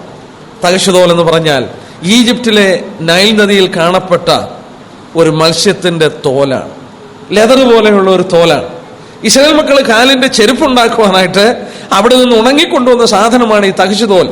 അത് ദൈവത്തിന്റെ ആലയത്തിന്റെ പുറംമൂടി ഉണ്ടാക്കുവാൻ കൊടുക്കുവാൻ പറഞ്ഞു. അവരത് കൊടുത്തു. അവരുടെ ചെരുപ്പിന്റെ ധരിച്ചിരുന്ന ചെരുപ്പ് പിന്നെ 40 വർഷം തേഞ്ഞില്ലേ. എന്നാൽ ഈ തഹശുതോലിന്റെ നിറം ഗ്രേ കളറാണ്. ഗ്രേ കളർ, ഒരു ചാരനിറമാണ്. എന്ന് പറഞ്ഞാൽ അതിന്റെ അർത്ഥം പുറത്തുകൂടെ നടന്നു പോകുന്ന ഒരു മനുഷ്യൻ നോക്കിയാൽ ഒരു ചാരനിറമുള്ള വലിയ ആകർഷകമല്ലാത്ത തോലുകൊണ്ട് പൊതിയപ്പെട്ട ഒരു കൂടാരം. എന്നാൽ ദൈവത്തെ അറിഞ്ഞ പുരോഹിതന്മാർ ശുശ്രൂഷിക്കാൻ ഈ പരിശുദ്ധ സ്ഥലത്തോട്ട് പ്രവേശിക്കുകയാണെന്ന് ഓർത്താട്ടെ, തങ്ക കവരവിളക്കിൽ നിന്ന് 7 വിളക്കിൽ നിന്ന് പ്രകാശം വീഴുന്നത് തങ്ക വിളക്കിലാണ്. അവിടെ നിന്നത് തട്ടുന്നത് ധൂപപീഠം തങ്കം പൊതിഞ്ഞതാണ്. കാഴ്ചയപ്പത്തിന്റെ മേശ തങ്കമേശയാണ്. അവർ ഭിത്തി നോക്കിയാൽ തങ്കം കൊണ്ട് പൊതിഞ്ഞ പലകളാണ്. ഒരു വിധത്തിൽ പറഞ്ഞാൽ അവർ കാണുന്നത്, അവർ നിൽക്കുന്നത്, it is a house of gold. തങ്കം കൊണ്ട് നിർമ്മിക്കപ്പെട്ട, തങ്കം കൊണ്ടുള്ള ഫർണിച്ചർ കൊണ്ട് മുഴുവൻ നിൽക്കുന്ന ഒരു തങ്ക വീട്ടിലാണ് ഈ പുരോഹിതൻ നിൽക്കുന്നത്, അകത്ത് പ്രവേശിച്ച ഒരുവൻ. എന്നാൽ പുറത്തുള്ളവന് ഈ മഹത്വം ഹിഡനാണ്, ഇത് മറഞ്ഞിരിക്കുകയാണ്. ഇന്ന് സന്ധ്യയിൽ നമ്മൾ ഓർത്തേ, യേശുക്രിസ്തുവിനെ നമ്മുടെ ആഹാരമായി, ആത്മീയാഹാരമായി തീർന്നു. ലോകത്തിന് മറഞ്ഞിരിക്കുന്ന മന്ന, അത് നമുക്ക് വാസ്തവത്തിൽ ജയിക്കുന്നവർക്ക് മറിഞ്ഞിരിക്കുന്ന മന്ന തരുമെന്ന് പറയുമ്പോൾ, ഇന്ന് നമുക്ക് അവനെ നമ്മുടെ ആത്മീയാഹാരമായി ലഭിച്ചപ്പോൾ ഈ ലോകത്തോട് ഇണങ്ങിച്ചേർന്നവർക്ക് ഒരിക്കലും കർത്താവിന്റെ ആ മഹത്വം കാണുവാനോ ദൈവതേജസ് കാണുവാനോ അവർക്ക് കഴിയില്ല. രണ്ടാമത് എടുത്തു പറഞ്ഞു, ഞാൻ ഒരു വെള്ളക്കല്ലും, രണ്ടാമത് പറഞ്ഞു പ്രതിഫലം, ഞാൻ അവന് വെള്ളക്കല്ലും ലഭിക്കുന്നതല്ലാതെ ആരും അറിയാത്തതും ആ കല്ലിന്മേൽ എഴുതിയിരിക്കുന്ന ഒരു പുതിയ പേരും കൊടുക്കും. ഞാൻ അവന് ഒരു വെള്ളക്കല്ലും ഒരു പുതിയ പേരും കൊടുക്കും. ഇത് കർത്താവ് സഭയ്ക്ക് എഴുതുമ്പോൾ ദൈവജനത്തിൽ നമ്മൾ നോക്കിയാൽ വെള്ള നിറം ആത്മീയ വിശുദ്ധിയെ കാണിക്കുന്നുണ്ട്, വെള്ളയുടുപ്പ്, വെള്ള നിലയങ്കി, വെള്ള സിംഹാസനം, ഇതെല്ലാം അതിനെ കാണിക്കുന്നു. എന്നാൽ അന്നുണ്ടായിരുന്ന ഒരു പ്രത്യേക ഒരു കാര്യം എനിക്ക് ശ്രദ്ധിക്കാനായിട്ട് കഴിഞ്ഞത്, ഗ്ലാഡിയേറ്റേഴ്സ്, അതായത് റോമൻ ഭരണകാലഘട്ടങ്ങളിൽ ഉണ്ടായിരുന്ന കളികളിൽ ഒരു കളിയായിരുന്നു ഗ്ലാഡിയേറ്റേഴ്സ് എന്ന് പറയുന്നത്. റോമൻ ഗ്ലാഡിയേറ്റേഴ്സ് എന്ന് പറഞ്ഞാൽ നന്നായിട്ട് ശരീരപുഷ്ടിയുള്ള വളരെ ആരോഗ്യവാന്മാരായ രണ്ട് പോരാളികളെ ഗോതയിൽ ഇറങ്ങി നിന്ന് അവർ വാളുകൊണ്ട് പരസ്പരം പോരാടുകയാണ്. ഒരുത്തൻ കൊല്ലണം, ഒരുത്തനെ കൊല്ലും. അതാണ് ഗ്ലാഡിയേറ്റേഴ്സ് എന്ന് പറയുന്നത്. അങ്ങനെ ഫൈറ്റ് ചെയ്യുന്നവരാ. അവർ പരസ്പരം പോരാടി ഒരുത്തനെ കൊന്നൊടുക്കും. ഇത് റോമാക്കാരുടെ ഒരു വിനോദമായിരുന്നു. ഈ ഗ്ലാഡിയേറ്റേഴ്സ് ഒന്ന് ആലോചിച്ച് നോക്കി, ഇതിനു വേണ്ടി പ്രത്യേക പരിശീലനം കിട്ടി, ഇതിനുവേണ്ടി ഒരുക്കപ്പെട്ട ജീവിതം ഒഴിഞ്ഞു വെച്ചിരിക്കുന്ന വലിയ യോദ്ധാക്കൾ എന്ന് പറയാം, അവരാണ് റോമൻ ഗ്ലാഡിയേറ്റേഴ്സ്.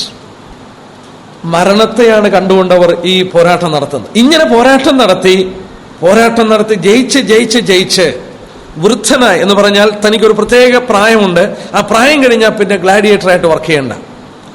അവൻ പിന്നീട് അവിടെ നിന്ന് റിട്ടയർ ചെയ്യുകയാണെന്ന് പറയാം. നമ്മൾ ചിന്തിക്കുന്ന പോലെ ഒത്തിരി പ്രായം നിന്ന് റിട്ടയർ ചെയ്യുകയല്ല. അവന് അനേക പോരാട്ടങ്ങൾ നടത്തി അവൻ വിജയാളിയായ ഒരു ഗ്ലാഡിയേറ്ററായി മാറുമ്പോൾ അവനൊരു പ്രത്യേക സമയത്ത് അവന് അതിൽ നിന്ന് മോചനം കിട്ടുകയാണ്. പിന്നെ അവൻ ഗ്ലാഡിയേറ്റർ ആകണ്ട.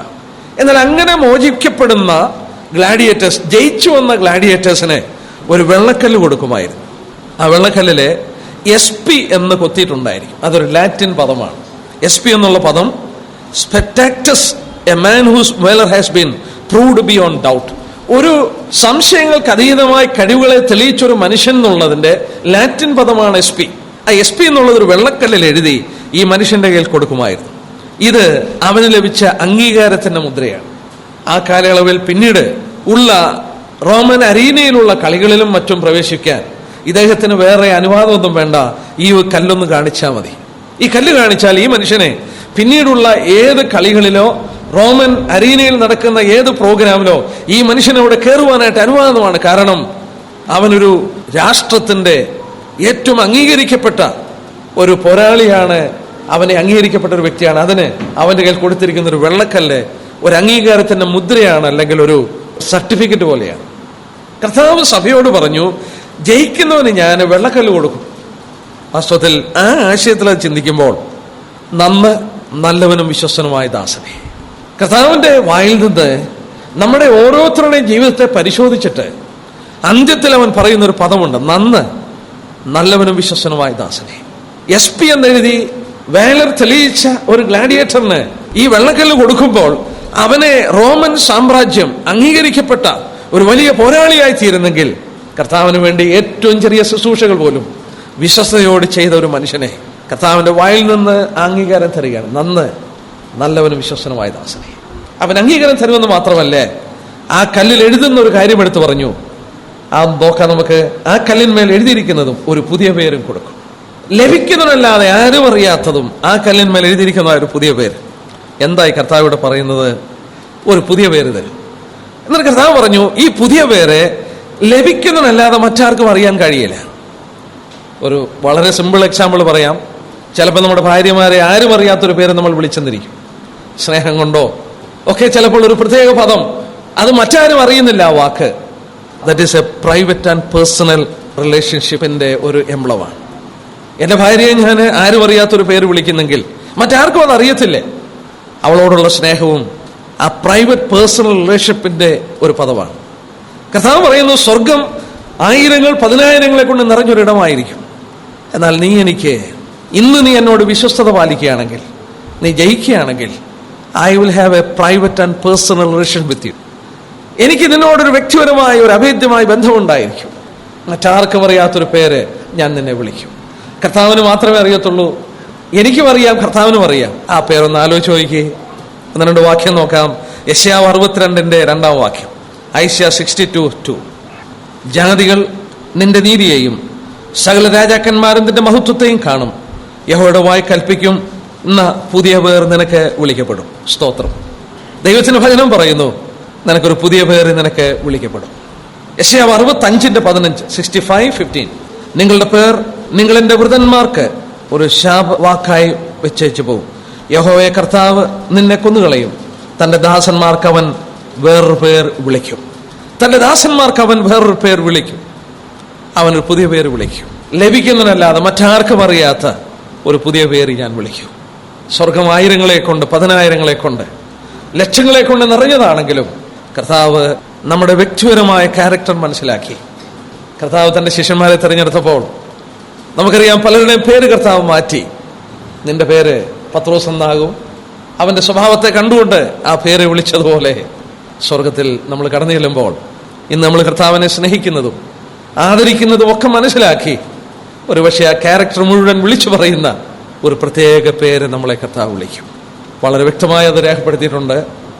നമ്മളെ ആ ദിവസത്തെ ഓർക്കുമ്പോൾ ഇന്ന് ലോകത്തെ ത്യജിച്ചുകൊണ്ട് കർത്താവിന് വേണ്ടി ജീവിപ്പാനായിട്ട് നമ്മെ അത് പ്രേരിപ്പിക്കുകയാണ്. പാരബിളിനോടുള്ള ബന്ധത്തിൽ ഞാൻ ഓർപ്പിച്ചു. കർത്താവ് മത്തായി 13 പറഞ്ഞ 7 പാരബിള്, ഓരോ പാരബിളും ഈ ഓരോ ദൂതുകളോട് ചേർത്ത് പഠിക്കാൻ സാധിക്കും. കർത്താവ് 3ാമത് പറഞ്ഞ പാരബിള് മസ്റ്റാർഡ് സീഡിന്റെ, കടുകുമണിയുടെ ഉപദേശമാണ്. ആ കടുകുമണിയുടെ അബ്നോർമൽ ഗ്രോത്ത് അവിടെ കർത്താവ് പറഞ്ഞതുപോലെ തന്നെ ഈ പെർഗമോസ് സഭ ലോകത്തിൽ വലിയ വളർന്ന ഒരു സഭയായിട്ട് മാറി. അത് ചേർത്ത് പഠിക്കാം. കർത്താവ് നമ്മെ സഹായിക്കട്ടെ. അവനോട് വിശ്വസ്തരായി, അവനോട് സ്നേഹമുള്ളവരായി, അവന്റെ വാക്കിനെ പാലിച്ചുകൊണ്ട് നിഷ്ഠൂരിന്റെ പാതകളെ ഒഴിഞ്ഞ് ജീവിക്കാം. അവന്റെ വലിയ നാമം മഹത്വപ്പെട്ടു.